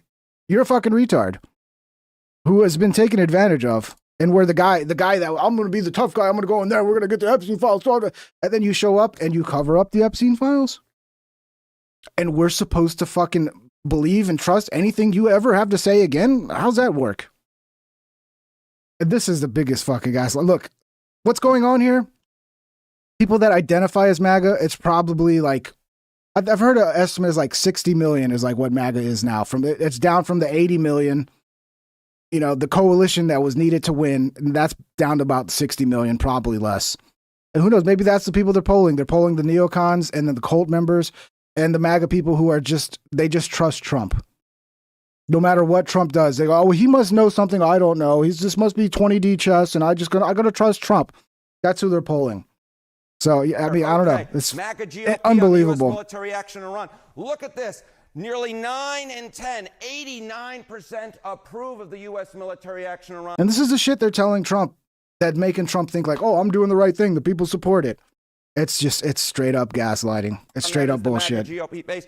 Just 9% disapprove of it. This is tremendously popular among the Republican base. And of course, Marco Rubio, Secretary of State, overseeing the effort. It seems to me that a lot of people are taking that into account, including President Donald Trump, who has been smiling an awful lot at Marco Rubio lately. Okay, MAGA GOP on the U.S. military. Yeah, listen to CNN. They're not trying to sell you down the fucking road, huh? I mean, if I was CNN and I wanted to see Republicans get crushed, I would do exactly this. I'd be like, yeah, tell them this thing that's going to fucking destroy their movement. Tell them it's popular. Tell them it's great. Make sure they keep going down that route. Problem is, you might end up destroying the entire fucking country, dude. But okay. I mean, Democrats are sitting pretty right now. They don't got to do shit, but just wait. Just wait it out. We got the midterms. We got the next presidency. Basically, we didn't even have to do anything. We just had to sit back and let Trump fucking destroy himself. Good job. It's happening. Carrie Prejean, longtime Trump ally and supporter for nearly 20 years, just said this: MAGA is dead, deader than dead. We do not recognize President Donald J. Trump anymore. I've been a loyal supporter of the president for almost 20 years. This goes back to when I was 21 years old and I was Miss California at the Miss USA pageant. And I've known him. I consider him a dear friend. And I will tell you right now, I do not recognize our president. I don't either, dude. This is not the guy who was running 8 years ago. It's not the guy who was running in 2020. It's crazy to me. That's why I'm like, did the neocons invent like a brain worm and then like get it into Trump's brain? Did they fucking clone John McCain into a brain worm that can then be inserted into anybody's brain? Because he's John McCain now. Donald Trump is John McCain now. I think that we are an occupied nation. I think that a foreign country has occupied our government. And we are seeing now that this president of the United States of America is being influenced by a foreign government. And MAGA, let me tell you right now, MAGA is dead. It is deader than dead, and Americans are furious. We do not recognize President Donald J. Trump anymore. MMAKO TV says, poll TPUSA, Daily Wire, Loomer, and Levin. Isn't it wild that the craziest fucking bitch in the world, who's a complete nutcase, has like one of the biggest voices in MAGA, Laura Loomer? She should have been laughed out of the fucking place. Like, but somehow she wiggled her way and like into Trump's inner circle, and she's now like representing a large portion of MAGA. It's like, how the fuck did that how did that crazy bitch get so much fucking sway in this administration? It makes no sense to me, dude. It makes no, I mean, I guess just shilling for Israel and calling everybody anti-Semitic who doesn't agree with the policies of Israel, I guess that's all it takes. Look, I guess that's what I need to do. Dude, I'll be in the cabinet in no time if I start pushing that message. It's crazy. That bitch is crazy. If you followed her for a long time, it's also the thing too, is like when she got bad. I remember her on InfoWars, like, God, I don't know, 2018, 2019, sometime around then, maybe a little later. And she was bawling her eyes out. And she was saying, we need to get all of MAGA banned because not enough of MAGA was coming to support her. And she basically, I think she might have some sort of revenge game at play with MAGA because she I don't know, but that bitch is crazy. And it's terrifying that she's got Trump's ear. It's crazy to me, dude. What a world, man. What a world we found ourselves in. Trump, I'm being asked to explain 5,000 Marines. See what happens. Can you explain why we're sending 5,000 Marine sailors? Can you explain very obnoxious person. Go ahead. See, that was fun when it was like lefties using lefty talking points. But this is not a lefty talking point. This is something the American people need to know. Are you sending 5,000 Marines? Is this going to be a boots on the ground thing? Oh, psh, you're a nasty woman. Okay, that don't work for me anymore, Trump. I'm not gonna sit here and go, oh yeah, that's funny. No, fuck you, dude. Fuck you. Let's see what we got another Alex clip here. Alex at the beach. Look at that. Get a nice little vacation in. It's about to be beach time, guys. It's about to be summer. Let's go out and enjoy the beaches. Go out and enjoy them before they start shutting the beaches down because of Iran. Who knows? Who knows where this world goes from here? Here's the bottom line. Go enjoy it. Smoke them while you got them is what they say. Go enjoy your life while you can. Trump is saying you either declare your support and allegiance to Mark Levin against Israel, or you're not MAGA. That's what this is all about. Are you Israel first or America first? Israel sees the power vacuum with the Democrats falling apart. They really are trying to take over not just our foreign policy, but our domestic policy. And this is just absolutely, totally, and completely insane. I hate watching Trump commit political suicide. He still does so much good, but Israel's forcing this litmus test. Netanyahu is.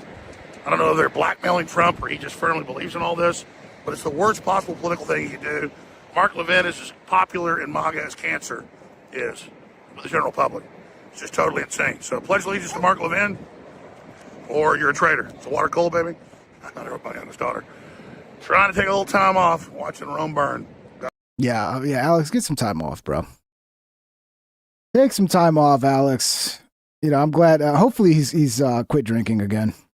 Trump on Iran. I heard they were sending missiles to the UAE. I said, that's strange, The UAE is like the banker for Iran. They're sort of the banker. Qatar, they're neighbors. They get along okay. And remember, they have all of those missiles.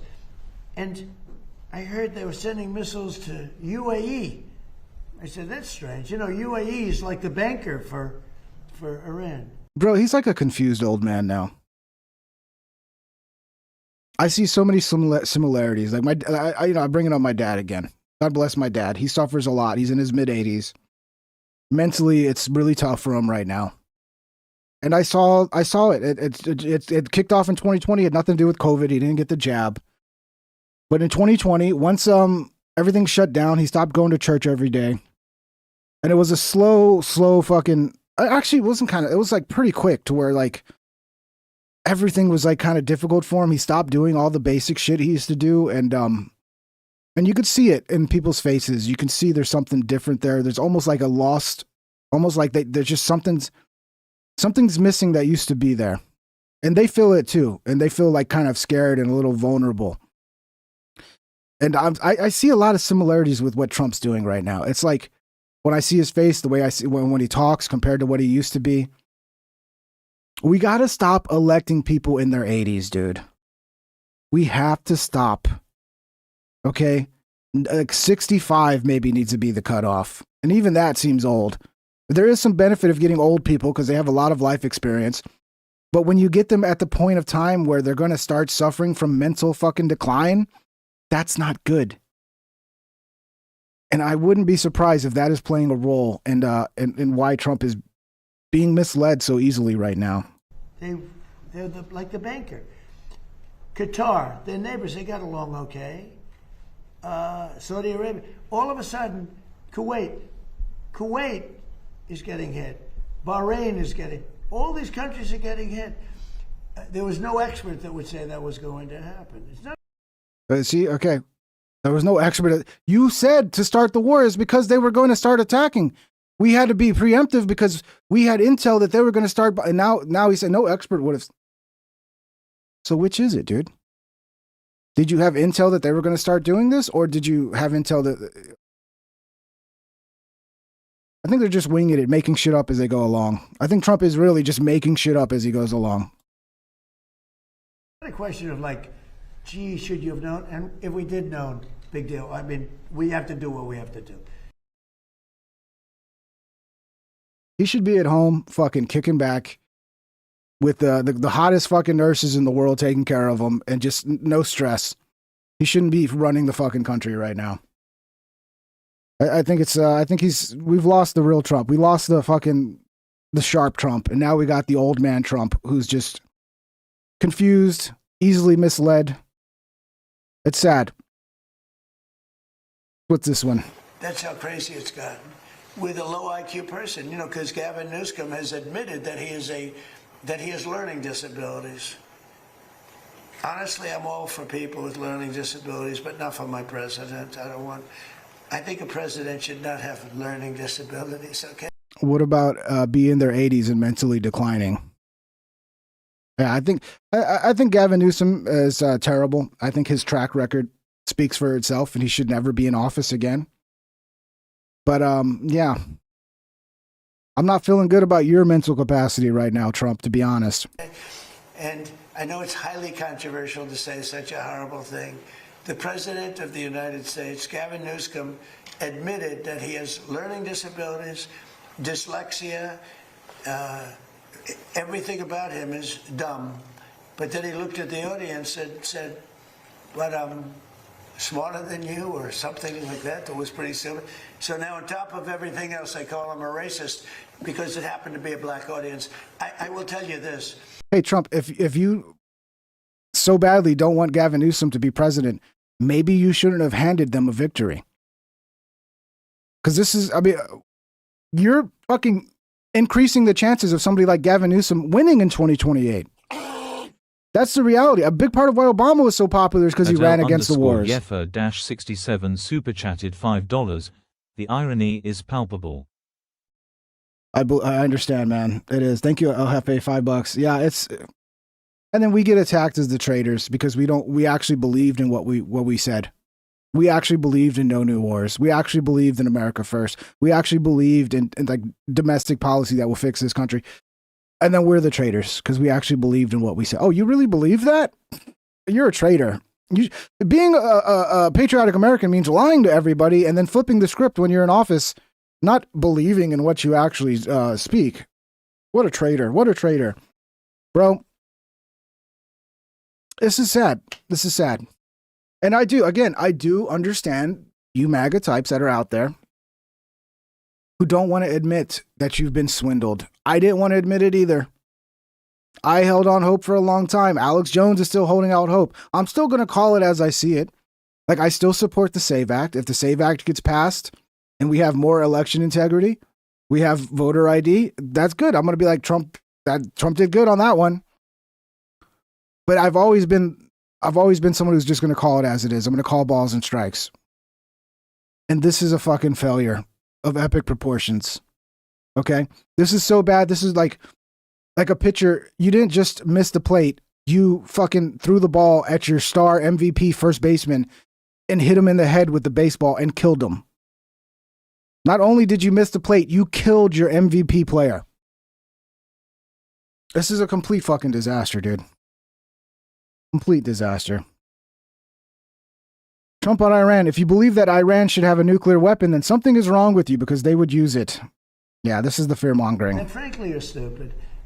If you believe that Iran should have a nuclear weapon, there's something wrong with you because they would use it within, the only question is within 1 hour if they get it or 1 day.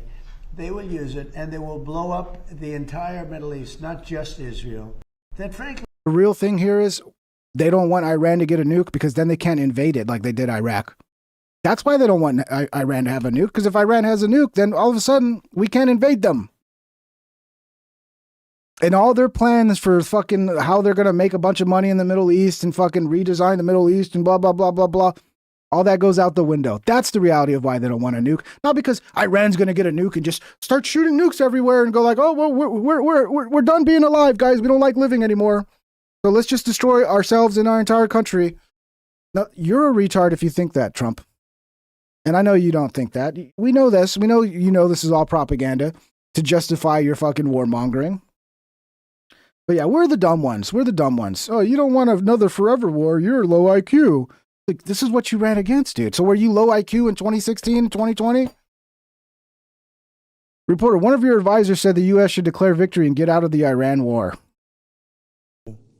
I think at this point that would be, it would be a terrible disaster for politically because it's like, why did you do this? What did we accomplish?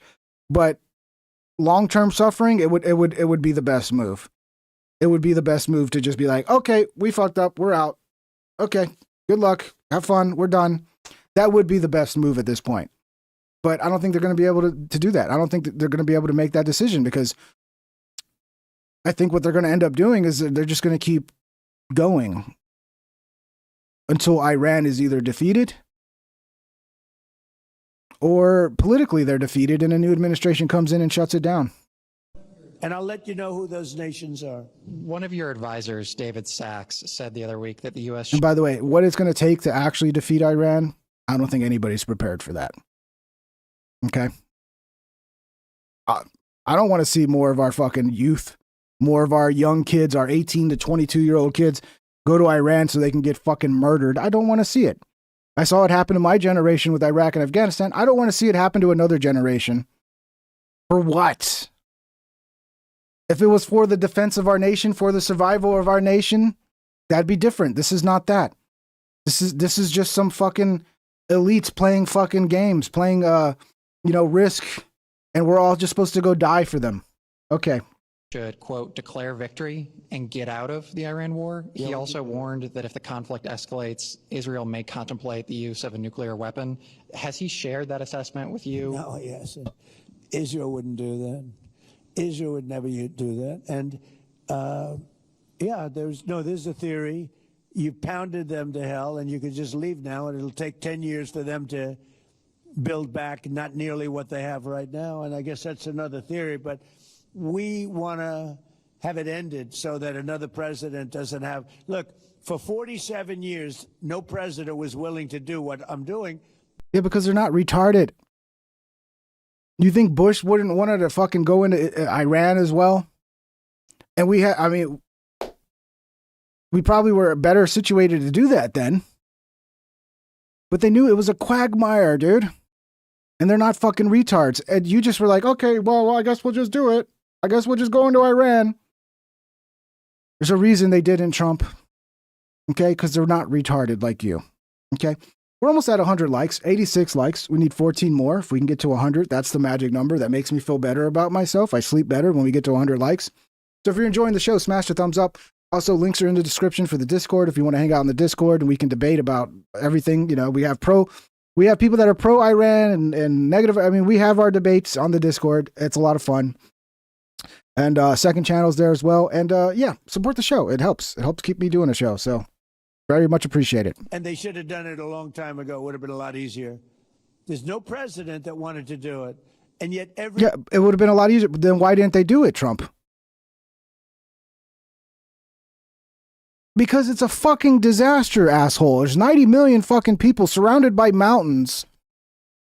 It's a fucking, no president wants to fucking bear the burden of being the guy that got us into Iran and had another Vietnam situation where we have to flee and we just waste everybody's time and money and a bunch of people die for nothing.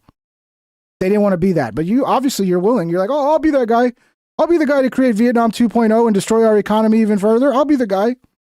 President knew. I've spoken to a certain president who I like, actually, a past president, former president. He said, by the way, every past president that's alive has come out and said, I did not talk to him. So I don't know if Trump's just making this shit up. I wish I did it. I wish I did, but they didn't do it. I'm doing it. Yeah. And the only one that would make sense would be George Bush. I can't see Obama saying that. But all of them, George Bush, Obama, all of them said, hey, that's not true. No, none of us talked to him. I don't know, man. Maybe it was in a dream. Maybe he talked to him in a dream. President Trump criticizes lack of support from UK and NATO allies on Iran strikes. It's very disappointing. We spend trillions and trillions of dollars on NATO to defend other countries. And if ever comes time to defend us, they're not going to be there. Yeah, so maybe we should stop. Maybe we should stop being the world's police and be like, okay, we're done. With Iran as well. We're just being used. And at this point, it might be a scheme to fucking just... Because the one way to destroy America is to destroy our economy. No one can take us on militarily. But if you can destroy our economy, you can get us sucked into all these stupid wars that just fucking drain our resources.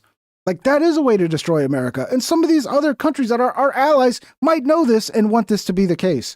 So, yeah, take a hint, Trump.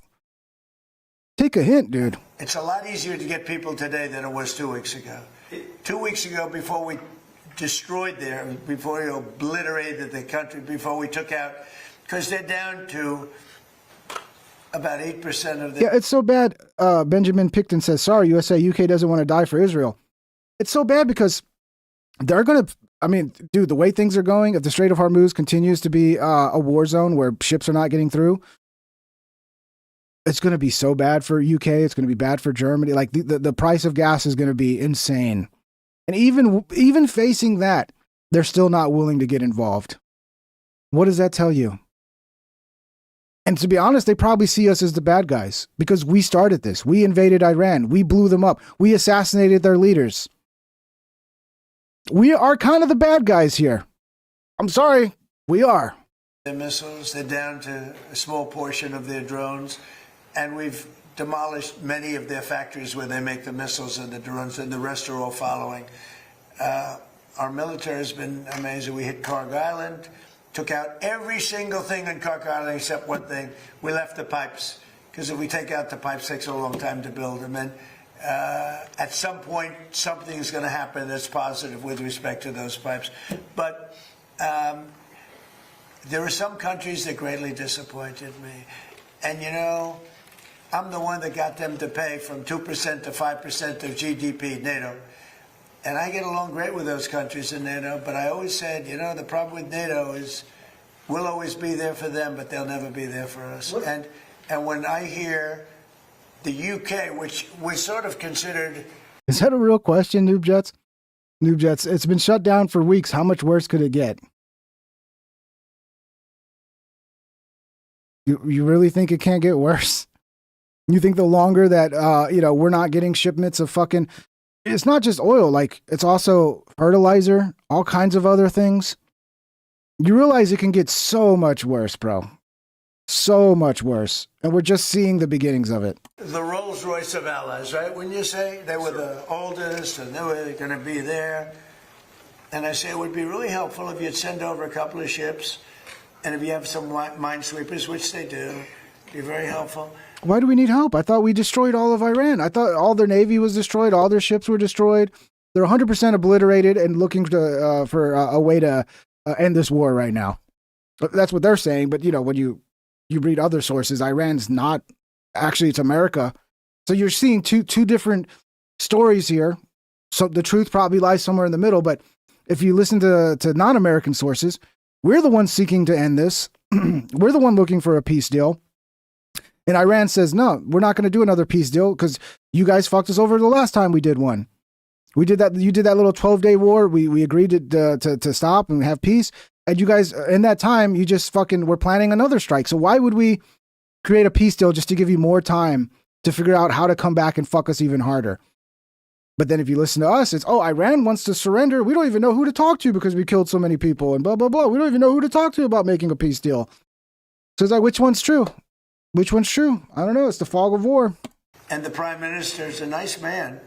I think he's a very nice guy. He says, well, I'd like to ask my team. I said, you don't have to worry about a team. You don't have a team. You're the prime minister. You can make a decision.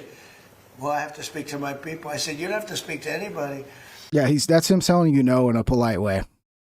Okay, when he says, well, I got to talk to my team, that's him telling you no, but he doesn't want to say no over the phone. He's going to release a presser that says, we don't support this, which is what he did. So it's very disappointing. And then after we obliterated them and destroyed their military, the whole thing, and it became a much safer zone, he said, we're going to send over 2 aircraft carriers. I said, I don't want them anymore. I don't want them after we win. I want them before we start. I don't need your aircraft carriers after we've already won. So, you know, those things are very disappointing. And you have to remember, we have 45,000 troops in Japan. We have 45,000 troops in South Korea. We have 45,000, 50,000 troops in Germany. We defend all these countries. And then, do you have any minesweepers? No, we're just sitting there, wasting fucking time and dollars. Bring them home. Bring them home. Stop. We don't need bases all over the fucking world. Okay, yeah, there are some strategic places to have bases for defense, but it's a little much. It's a little much. What are we doing? We're defending them for what? For what? Just let's stop. Let's stop. Let's stop with this. We're not the world's police anymore. Okay, well, if I was running things, we wouldn't be, but apparently we're still the world's police. It doesn't matter that we're 40 trillion in debt, and that's rapidly rising because of this new shit, and many other things as well. none of that matters. None of that matters. We'll just keep going down the route. We'll just keep being the world's police until we're completely bankrupt and the Americans are in the streets begging for food. Okay, that's the plan. And they say, well, would it be possible for us not to get involved? I've been saying it for a long time. This is the greatest thing to come out of this. We spend trillions and trillions of dollars on NATO to defend other countries. And I always said, but if it ever comes time to defend us, they're not going to be there. Many of them would not be there. And we're going to have to start thinking more wisely in this country. Some have been very good. One or two have been great. I'll tell you who the great ones are at the right time. But there have been some that were right up there, Peter. They were right up there. They wanted to do it so much. Go ahead. I heard Saudi Arabia, a lot of the Gulf states wanted this. That's what they say. They say that Saudi Arabia, behind the scenes, wanted this. I don't know, man. I don't know. Again, it's not in our interest. We have so much shit here to be taken care of, but yet we're gonna waste this entire administration destroying the movement and handling problems for other countries while our country continues to suffer. German Defense Minister Boris Pistorius, we did not start this war. Verantwortung als NATO-Partner für das NATO-Territorium. Wir haben eine Verantwortung für die Ostflanke und für den Atlantik, insbesondere als Deutschland in unserer geopolitischen Lage. Das ist unsere erste Verantwortung. Alles andere sind Dinge, die dazukommen können im Einzelfall oder eben auch nicht. So Germany's like, oh, Germany first. We're going to take care of our part of the world. That's not our war. Boy, can we elect him to run America? If only America had that point of view. But yeah, it's all in German, so I'll save the time. But yeah, spoiler alert, Germany's not sending any ships. Nobody is. Not a single fucking... I mean, it's just Israel and America. Josh Rogan, I don't think European countries are going to come and bail out this mess. I don't think the European countries are going to come and bail Trump out of this mess. I think you have to think about the context here. Trump just spent a year hurting their economies on purpose, threatening to attack NATO. I said this too, like, he was not acting like somebody who needed to create a fucking alliance, right?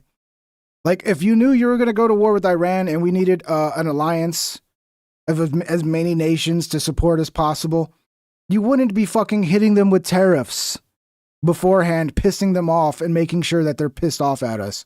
It's stupid.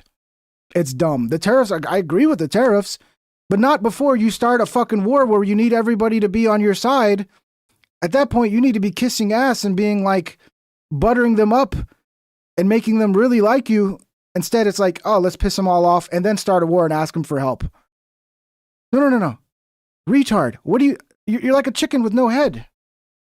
Threatening to pull out of NATO, and then they started this war, the Trump administration started this war without even bothering to consult them, didn't take their interests into account until he needed them, and their populations are at historic levels of anti-Americanism because of how we've treated them over the last year, and they're democracies, so I don't think their leaders are going to be able to overcome that, and why would they? It's much easier, and you'll see a bunch of countries doing this, to negotiate with the Iranians. The Iranians are setting up a system whereby they let the ships pass that they want to let pass.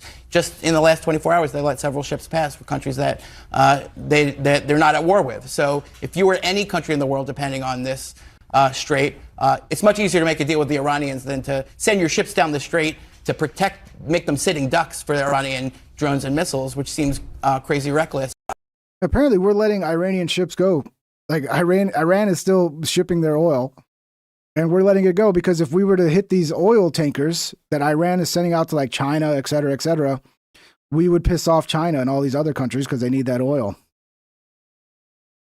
So basically, Iran has created a situation where other countries are willing to talk to Iran and work out a deal to get their shit through the Strait of Hormuz than to actually work with Americans. That's what he's saying. Makes sense. So, like, Iran is more reasonable than us.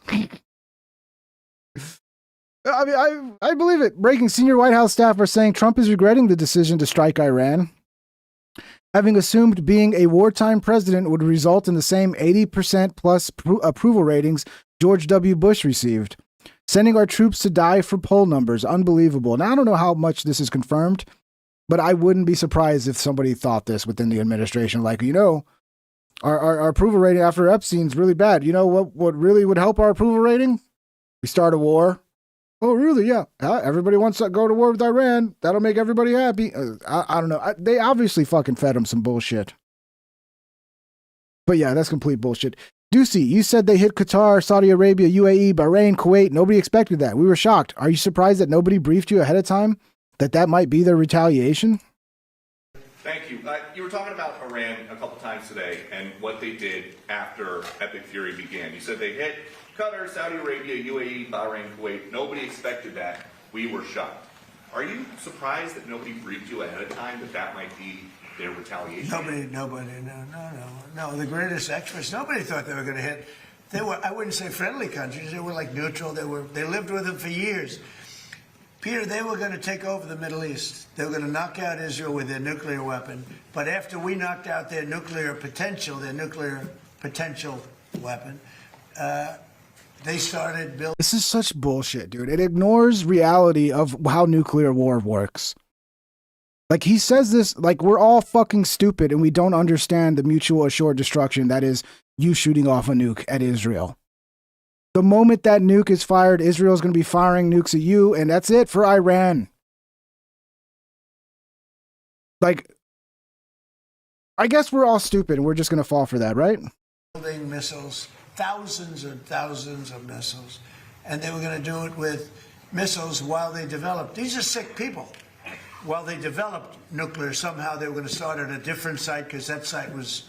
Yeah, Kumisko, what did you expect, bro? Kumisko says, I mean, this war sucks, but goddammit, these European countries ungrateful as fuck for all we have done for them. Yeah, no shit, bro. You just figured that out. They actually probably resent us for having troops on their fucking bases in their fucking lands. There's no loyalty, bro. It's competition. They're taking advantage of us and hoping that we fell so that they can rise up the ranks and we fall down the ranks, dude. That's always how it's been. But we're a bunch of naive idiots that are like, oh, yeah, we're just going to help the world. And it's like, dude, we're just a gullible fool. That's what it is at this point. We're just gullible idiots. You saw the site, the mountain. They were going to go into a certain area, which we know exactly where it is. And they were going to do that. And you guys not remember the Iraq War? The coalition? I mean, Bush had a hard fucking time getting people to support the Iraq war. I forgot what, I think UK, maybe there was like they sent a little bit. I think the UK sent a little bit at that time because you had Tony Blair. Tony Blair was basically a neocon. But that was difficult. Even with Iraq after 9/11, it was hard to get a coalition together. No one wanted to fucking go invade another country, bro. And somebody calling me a leftist. Yeah, okay, I guess if being against stupid wars that hurt your country makes me a leftist, then so fucking be it. Retards. It's incredible what we've done. I tell you, the job we've done. You know, if I didn't tell... And I guess people don't understand too, like, you can be, and I don't even claim to be anything. I don't claim to be center right, left right. I mean, I don't know what the fuck, where I'd be on the spectrum. But you understand, even though you're on the right and there are people on the left, like, you can still have agreements with them. Right? And that's how you form coalitions that get people elected, when you have policies that align both sides of the aisle.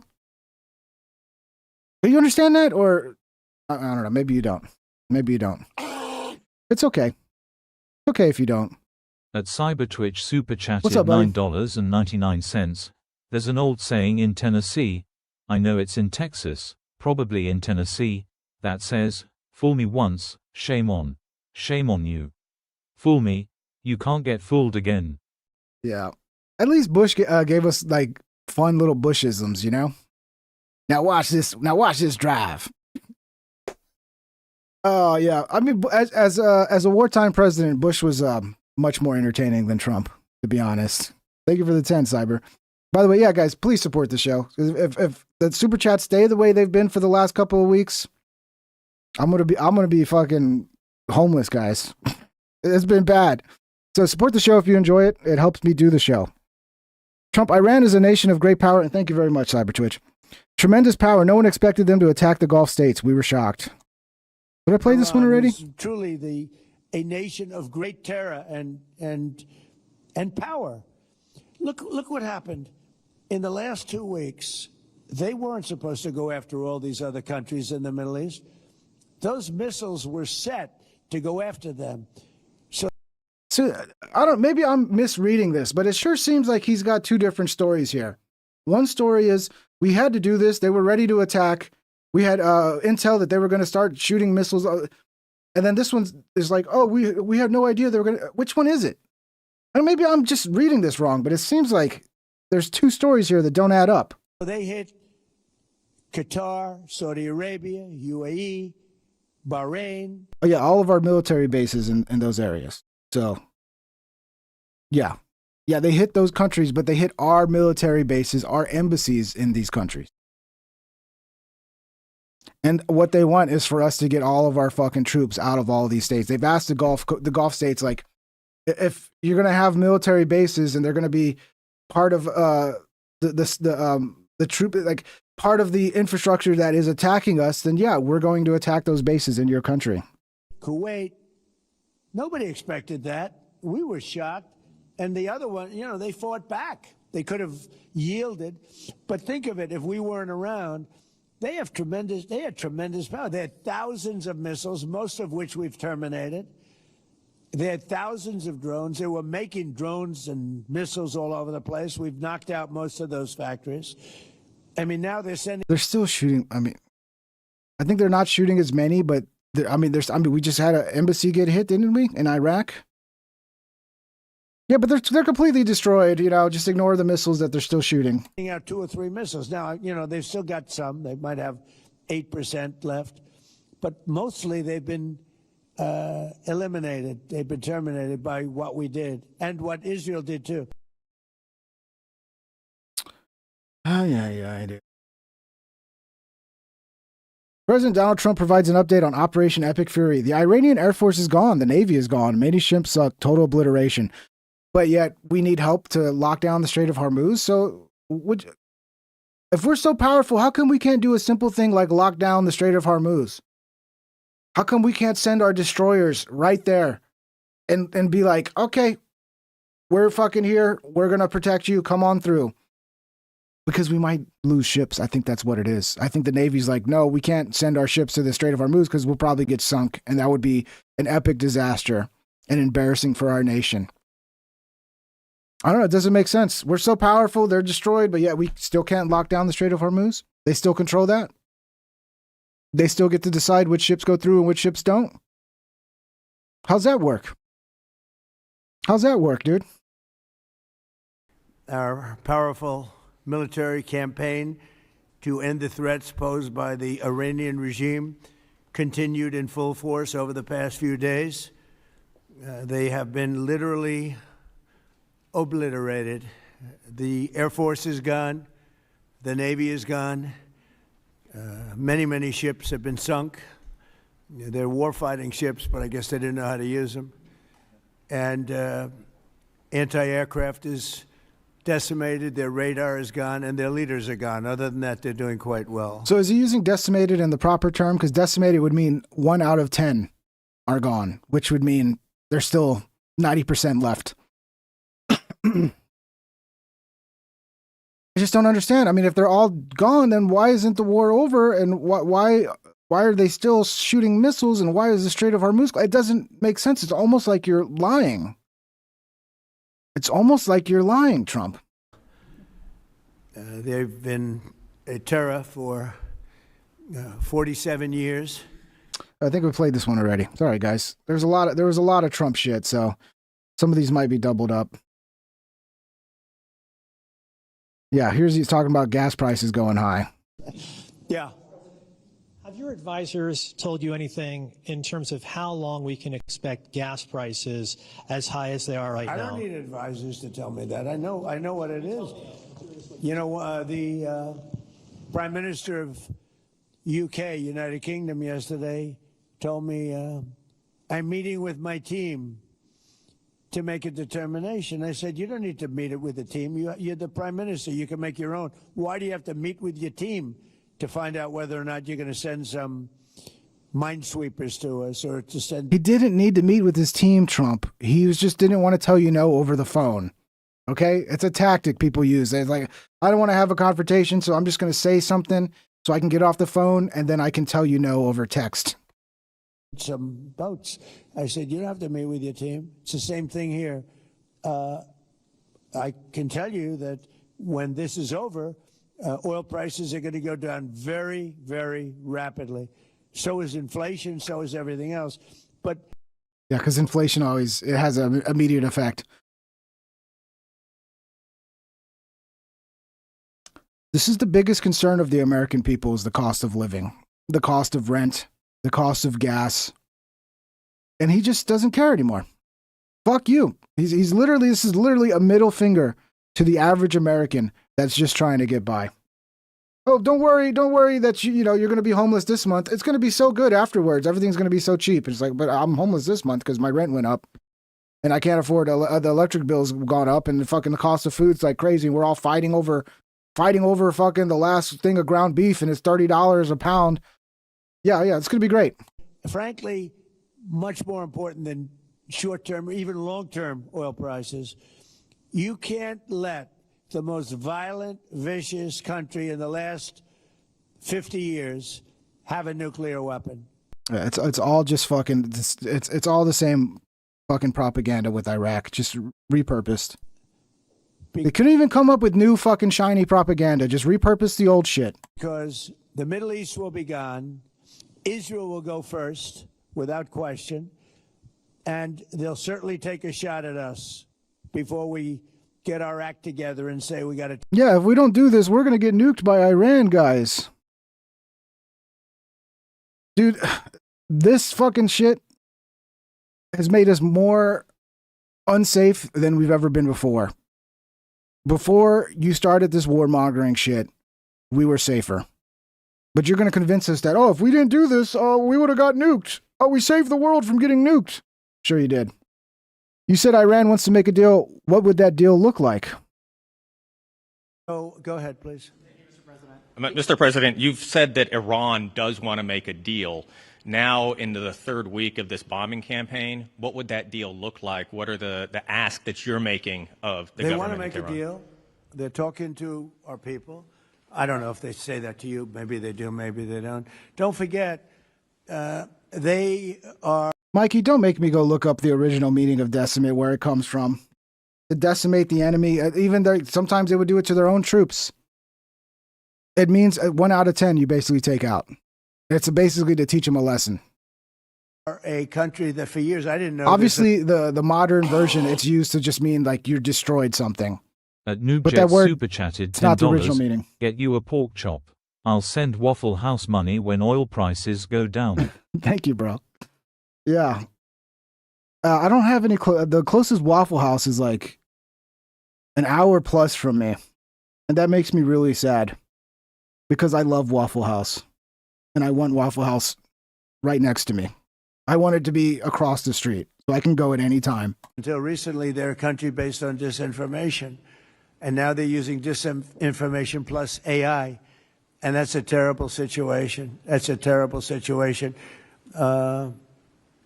They showed all sorts of things happening in the last 2 weeks that never happened. Between their kamikaze boats that don't exist. Well, thank you for the $10 if I forgot to say that. Thank you, guys. Thank you for the support, guys. Much appreciated. Aircraft carrier, one of the great ships in the world, the Abraham Lincoln, on fire. They showed it on fire. I called the general. I said, General, what's with the Abraham Lincoln? It looks like it's burning down. No, it's not burning down. Not a bullet was ever fired at it, sir. They know better. I said, this is my first glimpse of AI and what they've done with it. They showed buildings in Tel Aviv burning to the ground, high-rises burning. They showed buildings in Qatar. They showed buildings in Saudi Arabia burning, and they weren't burning. They weren't hit. It was all AI-based. Terrible. It's terrible. Yeah, but so people will hear this and think, so none of the strikes it's all AI. No, there are some AI shit, but that doesn't change the fact that yes, they've been hitting shit, and we don't know the true cost of what's been hit because they're not telling us. We don't know how many ships have been hit. We don't know. They don't want to tell us. They don't want to admit it. So it could be worse than we know. We're not going to know because they're not going to fucking tell us. But yeah, it's all AI. No, well, it's not all AI. Clearly, Iran's hitting shit. And that's and this shit with AI. This is the worst part of AI. The worst part about AI isn't that you can create videos and fake things. The worst part is that nobody's going to believe anything anymore. No, I mean, if there's something on video that I don't want to be true, I'll just say it's AI. Oh, that's fake. That's AI. So nobody has to believe anything anymore. They can stay in their little bubble, and anything that goes against their fucking worldview, it's just AI. That's their only. I think that's the only thing they do well. They're negotiating, and we always talk. When somebody said, "Well, would you talk? Why would you even talk to him?" Yeah, Netanyahu's alive. Crumpleless TV. I saw the one where he's got the 6 fingers. I look at it. It doesn't look like it's 6 fingers. It looks like it's just blurry or whatever. I don't know. I think Netanyahu's still alive, bro. He's still alive. Don't fall for that. I talk to everybody. If they killed Netanyahu, dude. Israel would be talking about it, and they'd be using that to propagandize how evil Iran is, right? Because us as Israel and America, we can go in there and assassinate anybody we want. But if you do the same thing to us, then you're evil. When we do it, we're fucking pure and angelic. When you do it, you're evil. Because sometimes good things come out of it. But I don't know if they're ready yet. They're taking a pounding. I don't know if they're ready yet. And we don't even know their leaders. Look, all of their leaders are dead, as far as we know. See, they don't even know who to fucking talk to if they wanted to make peace. Because every time somebody comes up and it's like, oh, this is their new leader. Oh, dead. Oh, okay, this guy's dead. Okay, what about, who are you going to fucking talk to negotiate? Eventually, you're going to be left with just nothing but the diehard fucking people who are like crazy radical because you killed all the reasonable ones. But they're all dead. We don't know who we're dealing with. We knocked out the first group. We're going to find out. Watch. It's going to be a lot like Iraq, where after we killed Saddam, we're like, oh shit, actually Iraq was better off with Saddam. He was managing some crazy shit. And was he perfect? No, but it was actually more stable and peaceful with Saddam in charge. Watch, we find out the same thing with Khomeini. Oh, actually Khomeini signed a fatwa against nuclear weapons. That was fucking no nuclear weapons because that's fucking evil or whatever. And we're probably going to find out actually he was keeping in line a lot of even worse, more radical people, which is usually the fucking case. But we never seem to learn that lesson, do we? Or they don't care. They don't care about learning a lesson because it's not about that. It's just about, I don't know, the war machine and the money it drums up, I guess. I don't know. Then the second group met to pick the leader because the first group was all dead. Yeah, let's just keep assassinating people. That's the way. I wonder, I often think, because before this Iran stuff kicked off, I said, my piece that I'm not for the regime change. This is a total disaster and, blah, blah, blah, blah, blah. This was before, we started this war. And a guy from Iran was he's like, oh, I'm disappointed because as an Iranian, we really want to see you guys come in and get rid of the IRGC. We want to see the regime change. We want you to come save us. I wonder if he still feels that way. I wonder if he still feels that way, or if he's like, oh shit, this was a bad idea. I think a lot of those people are going to end up dead. And it's sad. And a lot of people who probably you would think would support us, like all these people, there's so many people that are against the regime in Iran and they're going to support us. And all we got to do is assassinate a bunch of people and they're going to go take over and have a revolution and bring about a better government. A lot of those people are going to fight on Iran's side, not our side, when it comes down to it. You're going to choose between your country or some foreign country bombing and killing people in your country. What do you think you're going to choose? You're going to choose your own country. Not everybody, but I think a mass majority of them. And I think if people haven't already woken up to the bullshit that was, all we got to do is take out their leader and the people will take over and there'll be a new regime. That's not happening. It's not going to happen. And if it does happen, it's going to be very ugly. It's going to mean there's no more leadership and there's going to be a civil war. And you're not going to want to be in Iran. And I wonder if the guy who said that, I should have asked him, the guy who was like, oh, I'm disappointed because I really want America. I wonder if he's an Iranian who's not in Iran. He's like an Iranian who's living in America. Because then it's easy to be like, yeah, go in there and blow shit up because you're not there dealing with the fucking cost of all that. Yeah, this is about the Strait of Hormuz. Why can't it be reopened? Something else. Now that you've announced that the U.S. has destroyed all of Iran's mine-laying ships, why can't the U.S. just immediately reopen the Strait of Hormuz? Well, we could, but it takes two to tango. We have to get people to take their billion-dollar ship and drive it up. It takes two to tango. So, yep. So you can't then, essentially, because if you could, they'd be willing to take their ship. The only reason they're not willing to take their ship through the Strait of Hormuz is because you've not locked it down, and there's a risk of them being shot down. Even if that risk is 1%, they're not going to take that chance of losing $1 billion+ of investment. So yeah, you've not locked it down. It's as simple as that, dude. If when Pepe has his big sugar ships coming around and they cost $1 billion, and we say, I think it's okay now, Pepe, take your ship, drive it through the Strait of Hormuz. He may say, let me wait a little while, because it takes ship owners, and these ships are very expensive. They can cost up to $2 billion. So they don't want to take a chance that, gee, I think you'll be okay. They got to know it. So they don't have to set, we don't know if they even set any mines. But the thought that they may have is enough to keep people from saying, we don't need it. I said this already. I said this at the very beginning when some of the viewers on the show who support this were like, oh, the strait's open, blah, blah, blah. I mean, there's still people. Who was the one telling, Mikey, weren't you the one telling me the straits are open? Mikey, you're like, the straits, clearly they're not open.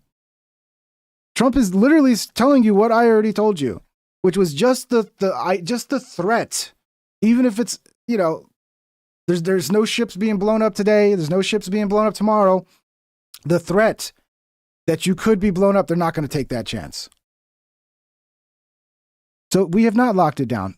When we do lock it down and the threat is gone, they'll be willing to take their boats around. So he's trying to have it both ways. Like, yeah, we've locked it down, but it's because they don't want to take the chance. It's like, no, it's because you haven't locked it down. That's why. Lock it down and then watch when the ships will go through. I don't know, maybe go put some destroyers over there too. So when they're fucking taking their ship through, they'll see American destroyers there and they'll be like, okay, I think we'll be good. But no, we don't want to put our ships there. We want other countries to send their ships, because the reality is, I think the Navy doesn't feel like we can securely be in the Strait of Hormuz without being at risk of being hit by Iranian missiles. And we don't want to lose any of our fucking super, super expensive fucking destroyers, et cetera, et cetera. But I don't know, now, speculating, because these people won't tell us anything about what's really going on. It's all propaganda, so you have to speculate. We are pounding that area, that coast, as you know, left side. We're pounding it, like really pounding it hard. And again, they may have no mindset. We hit every one of their mine droppers. They call it the mine layers, right? The ships. They're pretty. You think the title is clickbaity, Kakari? I think the title is not clickbaity because the title is factual. You might not believe it, but it's 100% factual. MAGA is dead. Trump murdered it. It's over. What's clickbait about that? That's the reality that some people haven't come to grips with yet. Is it my fault? It's going to take you a long time to realize that you've been betrayed? So I'm supposed to not admit the reality because some people haven't figured it out yet? It's not clickbait. It's reality, dude. Sophisticated ships. Every one of them is gone. But it only takes one. So it's a little unfair. You win a war, but they have no right to be doing what they're doing. But we're hitting them very hard. And today is a big day where we're pounding a certain area that has very much to do with the strait. And I think we'll get it going very soon. In addition, we do have other nations coming in. No, they're not. This was before they all told him no. You need. Poor guy. At this point, he was hopeful. He was like, "Oh, he'll come help us. We do so much for him." It's like, it just again shows how naive Trump is. Because I would have told you this before. I would have been like, no one's going to help. No one wants to fucking touch this fucking hot potato, bro. But he's so naive, dude. So naive. Again, if the American people supported a war and we knew we had to go to war, we would not have elected Donald Trump to be our wartime president. Okay? We would have elected a fucking general, somebody with military history, somebody who knew how to wage war, not some fucking businessman who's we elected to actually fix the economy and to address domestic issues, mostly economy related. He's not the wartime guy, but he wants to become it, and it's just a fucking disaster. What a disaster. Yeah, and then the thing is that Tucker saying that the CIA or whatever, like, they might actually bring up charges on Tucker for, I guess, talking with Iran. I mean, Tucker's a guy that would like interview Putin. He'd interview the head of Iran. Like, he's a journalist. That's what they do. But this is where we're going now, where they're going to start targeting journalists who don't support the war. A lot of people had their careers destroyed over not supporting the Iraq war. The Dixie Chicks, Bill Maher. I mean, some people made a recovery because eventually people realized they were right and their careers recovered. But there was a point in time where they got hit real hard. We got attacked real hard for being anti-war, called traitors and blah, blah, blah, blah, blah. That's going to come back. They're going to bring that back. And Tucker's the first guinea pig they're going to do it to. The only people who support this war are those born between 1946 and 1964 who watch a lot of Fox News. That's it. I'm not attacking them. By the way, they're Americans. They're my equals as Americans. I love a lot of them. But their perspective on the U.S. and the world is very different from everyone else's. Very, very different. And so they're not the ones who got Donald Trump elected, actually. The people who got Donald Trump elected are the people who hadn't voted for Republicans before or even voted at all before. And they're like Joe Rogan listeners, or people who use nicotine pouches. They're Hispanic voters. They're young black men. They're non-traditional Republican voters who voted for Trump because he promised not to keep doing the same thing. And one of the things he promised not to do again was to hand operational authority over to Benjamin Netanyahu, as other presidents have. We don't want any more of that. Why would we? And we're not going to like make Mark Levin or Ben Shapiro, who have almost no organic support in the media world. Like, no one really watches them. We're not going to hand. Yeah, Ben Shapiro's fallen off really hard. I wonder if Trump realizes it. I don't know how in touch Trump is with this shit. He might still think Ben Shapiro's a power player. And it's like, no, he's a fucking laughing stock, dude. Control of our foreign policy over to people like that who don't know anything and who don't have America's interests at heart or even in mind. So breaking faith with those people, those voters, the ones who actually got Trump elected and whose coalition promised a new day in American politics, that's a big deal. It's a betrayal on the level that I don't think people who aren't in those groups can understand. Like, this is heartbreaking. And by the way, a lot of those people really like Trump. They like his style. They think he's hilarious. He's brave. You know, he's just like, they like him. And to see this is, it's so wounding. It hurts. I've got a bunch who work for me. I'm related to some, they're all Trump voters. And I talked to them in the last 24 hours. Boy, they're upset. They're not just mad. Like, I hate Israel. That's not the impulse. They're definitely starting to hate Israel. Why wouldn't they? Our relationship with Israel is hurting us gravely. It's getting Americans killed. So they're mad, but it's more than mad. I can't believe he did this to us. I feel just so depressed about it. Yeah. One thing that people do is they will fucking not acknowledge that they've been fucking conned, that they've been manipulated and misled and betrayed. I remember I fell for some bullshit. I bought a water softener and I paid way too much for it. When I bought my new house, this is back in like 2015. And these fucking assholes, bro, they wormed their way into my house. I was getting home from work and they wormed their way into the house, pretending to be with we had GE products, right? Like our oven and all that, all it was GE. And they came in wearing a GE t-shirt saying, "We're here to check your appliances to make sure they're all working." So I was like, okay, I thought they were with the builder or some shit. And next thing you know, they start testing my water. And they're like, oh yeah, you got, look how dangerous the water is, and you got to buy it. And so they got me to agree because they tricked me. And also I have psoriasis. So I was like, okay, maybe if I have like soft water and all this water filter, it was like a GE elite system or some shit. Maybe, you know, that'll help with my psoriasis. I don't know. So I ended up spending $6,000 on this fucking water softener for the house. Obviously, you know, I didn't have to spend, it was, you know, in payments, you know, monthly payments. And this guy came to my house 3 days later, knocked on the door and told me like, dude, you got ripped off. I can get you the same thing for like $600. I mean, those guys are ripping you off. You can actually remove it now and cancel it. And I just didn't want to admit I was ripped off. I just didn't want to admit that I had been ripped off and that I spent $6,000 on some shit I could have got for like $400 to $600. And that's where a lot of people are with MAGA now. They don't want to admit that they just got fucking conned, that they just got swindled. Because to admit that is very painful. And I understand. I've been there. But at some point, you're going to have to admit it. There's no hiding from it. You can fucking scream at all of us that are just speaking the reality, trying to say, hey, it's over. We need to move on. We need to figure out what's next. You can attack us, call us traitors, whatever. But one day you're going to have to awaken to the reality as well. There's no hiding from it. Or, you know, maybe you never do. Maybe you just blame people like me. Because we're the reason MAGA failed. Not Trump starting wars that he's promised not to start. No, it's you for actually believing in the things you say. You're the problem. Yeah, we saw this already. See what else we got here. I will save this for later because I got to take a piss. So we'll chat a little bit with the peoples in the audience, and then we're out of here. How's everybody doing? Sometimes we get bitter. Dude, MFG, I'm telling you, I have experience with this.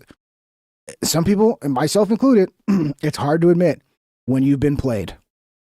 It's really hard to admit it, but eventually I think people are going to figure it out. I think either the midterms or the cost of living gets so fucking bad where it starts affecting them. But definitely the midterms, because the midterms are going to be a bloodbath. There's still time. If Trump was to be like, oh, I fucked up, Israel fooled me. This is Israel's fault. Fuck Israel. We're no longer their ally. And I'm going to get back to the America First agenda. Like if he was all of a sudden flip and like realize and admit like I fucked up. I fell for some bullshit with Israel. I listened to the neocons. Never again. I'm kicking all the like there is a way to, but he will never do that because he doesn't want to admit he's been swindled.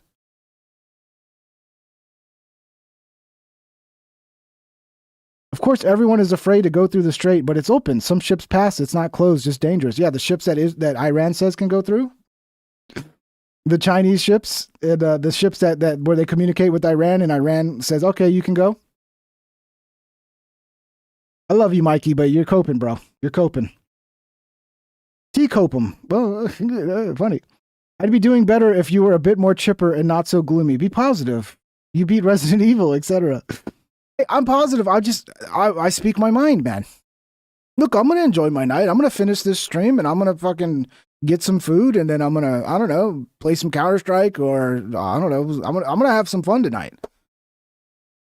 So I'm sorry if this makes you guys depressed and it's going to make your whole night bad. But for me, it's like, I see it, I speak it, I get passionate in the moment and then I move on. This is what we need to do. This is the problem. This is what we need to do. Say it, speak it, address it, and then move on. So yeah, just it is what it is. Like now we have our brain power needs to be how do we fucking move on from here? What's the next America First movement going to look like? How do we bring it to power and make it actually meaningful and have a chance at winning and taking power? And how do we do it right this next time? How do we do it correctly this next time so we don't get fooled? And that's it. And then, then you go back to your life and you enjoy your life. DSP coded sometimes. I don't know what that means if you're saying I'm like DSP. Well, okay. Everybody's like DSP. Oh, everybody, I see it all the time. Oh, this is just like DSP. What is like DSP? Is he right all the time about politics like I am? I don't think so. Is he good at video games like I am? I don't think so. I'm actually good at video games. So that's not DSP coded. I'm actually right about 99% about politically. Not always. That's 89%. Okay, I'll lower it. What is DSP code at? Shut the fuck up. I never expected to be betrayed by a man with dyed hair and a spray-on tan. At Jove8577 Well, it's the first for everything. $10. Even if Dems take all the swing states, Republicans still have the Senate. Gridlock no matter what. Great stream ping. You think if you're talking about the midterms, you don't think... We'll see, man. I think it's going to be a bloodbath. At L_Yefa-67 super chatted $5. More gaming streams ping. That shit was awesome. Thank you for the 10, Joe. Yeah, okay. Well, I have plans to do them. I've been playing CS2 again, trying to get back into it. You know, I thought I was like good again because I've been playing like the casual, because I just play a little casual just to get my gaming back and get my feel for the game. And then I jumped into some competitive games and it's like, dude, I thought I was good. I guess not. I guess everybody's just amazing and fucking pre-firing me around every corner. It's like, dude. And I mean, I'm not a retard. I'm not going around making noise. Like, I know how to play. I've been playing Counter-Strike since 2000. I was once pro at fucking Counter-Strike. But it's insane the level of, even on the lower ranks, like, I'm not even ranked yet. I haven't won 10 games, and I'm playing all these people who are just fucking, just insta headshot. Like, they just come around the corner knowing the exact angle I'm at. And it's like, dude. I get it. I guess people are just fucking amazing at the game now. But then I go, like, are people cheating? I know it has a huge problem with cheating, and the thing with Counter-Strike 2 is it's so easy to fucking wall hack and like hide it, you know, because there are people who are really good who look like they're wall hacking, but they're not. They're just really good at the game. So, you know, it's hard to distinguish between if people are really good or if they're fucking, they have some wall hacks that are letting them know where everybody's at. But I don't know. But yeah, there'll be some more gaming, guys. Once I get paid. Next week, I'll get fuck, I don't even know, because I gotta get my car fixed. I gotta spend like $500 on my car next month. We'll figure something out. I'll play something. We'll do some more gaming streams for sure.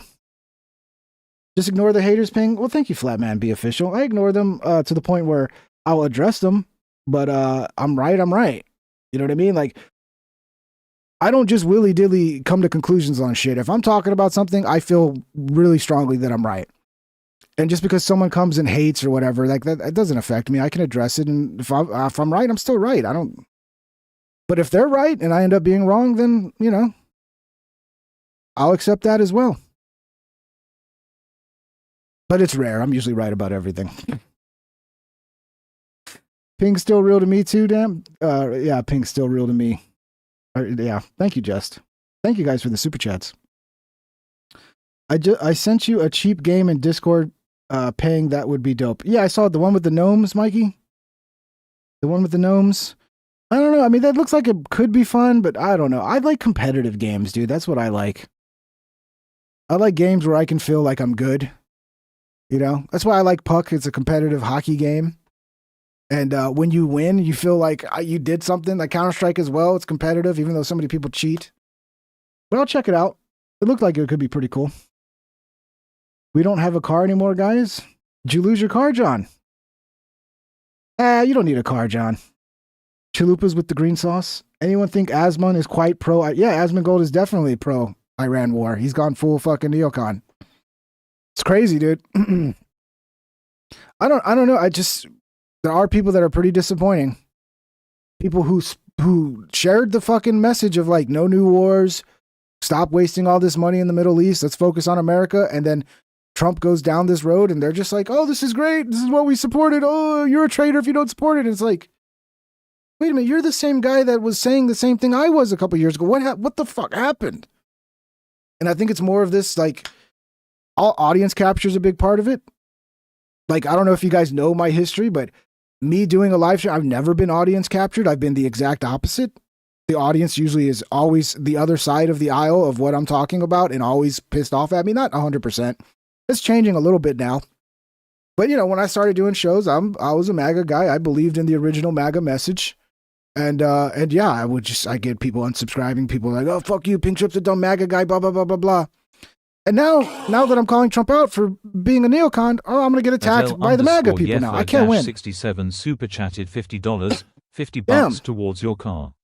That shit is stressing. Good luck, brother. Thank you, dude. Yeah, it is stressing, and it's like I don't know if I should sell it at this point or fucking fix it because I don't really need. It's an old car that I kind of put away. It's my old HHR, and I put it away because I fucking needed work, and then the stickers got out of date, and I had it's a whole fucking debacle, dude. But yeah, I'm just gonna bite the bullet and get it fixed up. I got to get new tires. I got to get a lot of shit, and I'm hoping after all that, I'm not gonna need more shit.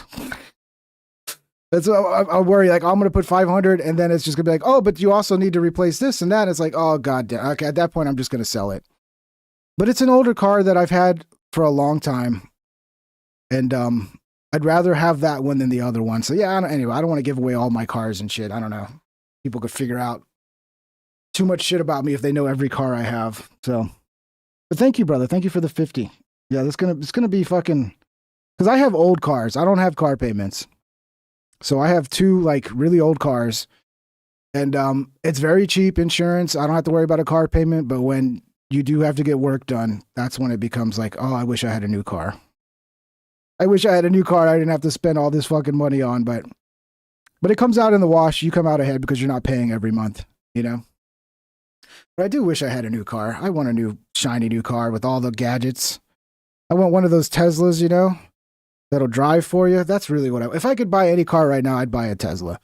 Not like a Cybertruck or anything, but just like a middle of the road Tesla that can do all the fucking self-driving shit. That would be nice, dude. A little bit of experience. I mean, I remember I took my buddy Jimmy. He's got a Tesla. We took a trip to Houston to do that podcast. Yeah, the car just drove us there. It was so wonderful. Flatman official super chatted $2. Sorry for your car, brother. Jesus bless you. It's all right, Flatman. I'll be okay. It's not my only car. It's my second car that I've been putting off. I've been putting it off for a long time getting it fixed. And without doxing where I live and shit, I've been kind of forced to have to get it fixed. Okay?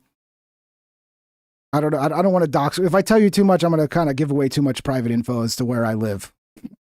But I because of where I live, I'm forced to get it fixed. I can't just let it sit there, continuing to not move. So it's kind of forcing me. Because I was like, I'm just going to wait till I can easily fucking afford to get it fixed. But it's like, nope, you just got to do it. Thank you, guys. Appreciate you. It's all computer. Yeah, I do want a Tesla, bro. I do. Come on, YouTube. Give me some more views so I can fucking afford a Tesla, please, dude. Stop. Look, I'm not on the Trump train anymore. You can stop shadow banning me, okay? Okay? I'm basically like a fucking crazy leftist now. So I'm crazy Trump deranged, and I don't have Trump derangement syndrome because I will still go, hey, that's good. If Trump does something good, I'll still say, hey, that's good. People with Trump derangement syndrome would never do that. Everything Trump does is evil. I'm an actual Trump supporter that's just realized I got fucking swindled. But no TDS yet. Maybe eventually. Boots on the ground. I might start getting TDS with boots on the ground. My car has 48 horsepower. Well, hey. That's 48 horses, bro. 5295 super chatted $1.99. I actually run a dealership. If you need advice, let me know.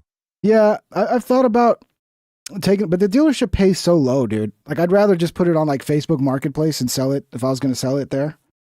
But yeah, Poker, let's if you're in the Discord, we'll chat, man. Because I also thought about trading in the two cars I have for a new one. Because I have one car that runs. It's old as fuck. It runs really good, though, but I hate it. I don't want to say why I hate it, because that might be too much detail, but I hate it. And then the car I like is the one I have to get fixed and put all this money into, which is frustrating because I already put a brand new transmission. I put a new fucking starter, a new fucking fuel pump. Super it's like chatted $4.99. Car. Amen. Car. Sell it private. Yeah, that would be my goal, Poker, is to get it. I got to get new tires on it. I got to get it to where it starts, because it needs a new battery because it's been sitting there for so long. So yeah, doing all the cheapest, everything I need to get done. If I go to Walmart and get the cheapest tires, the cheapest battery, the cheapest, all that's going to be about $500 to get it all done. And at that point, if it still has problems, I'll probably sell it. I'll probably put it on Facebook Marketplace for a really good deal so I can sell it quick. You know, it'll be like, yeah. But that's the other thing. Like, if I can get enough from a dealership, then yeah, I don't want any more car payments, man. I'm so sick of fucking. It's so nice not having a monthly car payment. It's so fucking nice. Like, you should think about it. A lot of people are getting themselves fucked with these car payments. It's like, just buy an older car, dude.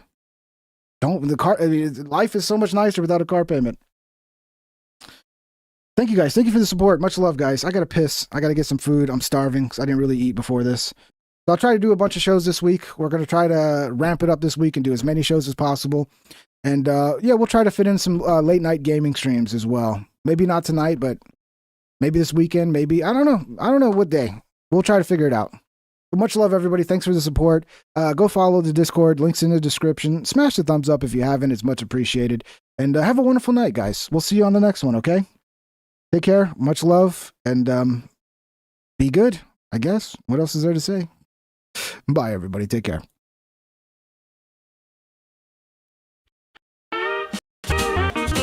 Please subscribe and hit the like and ring that bell if you want notified. Here's some other videos to watch that you might like or you might not. Have a great day, my internet friend. I hope I'll see you once again. Please subscribe and hit the like and ring that bell if you want notified.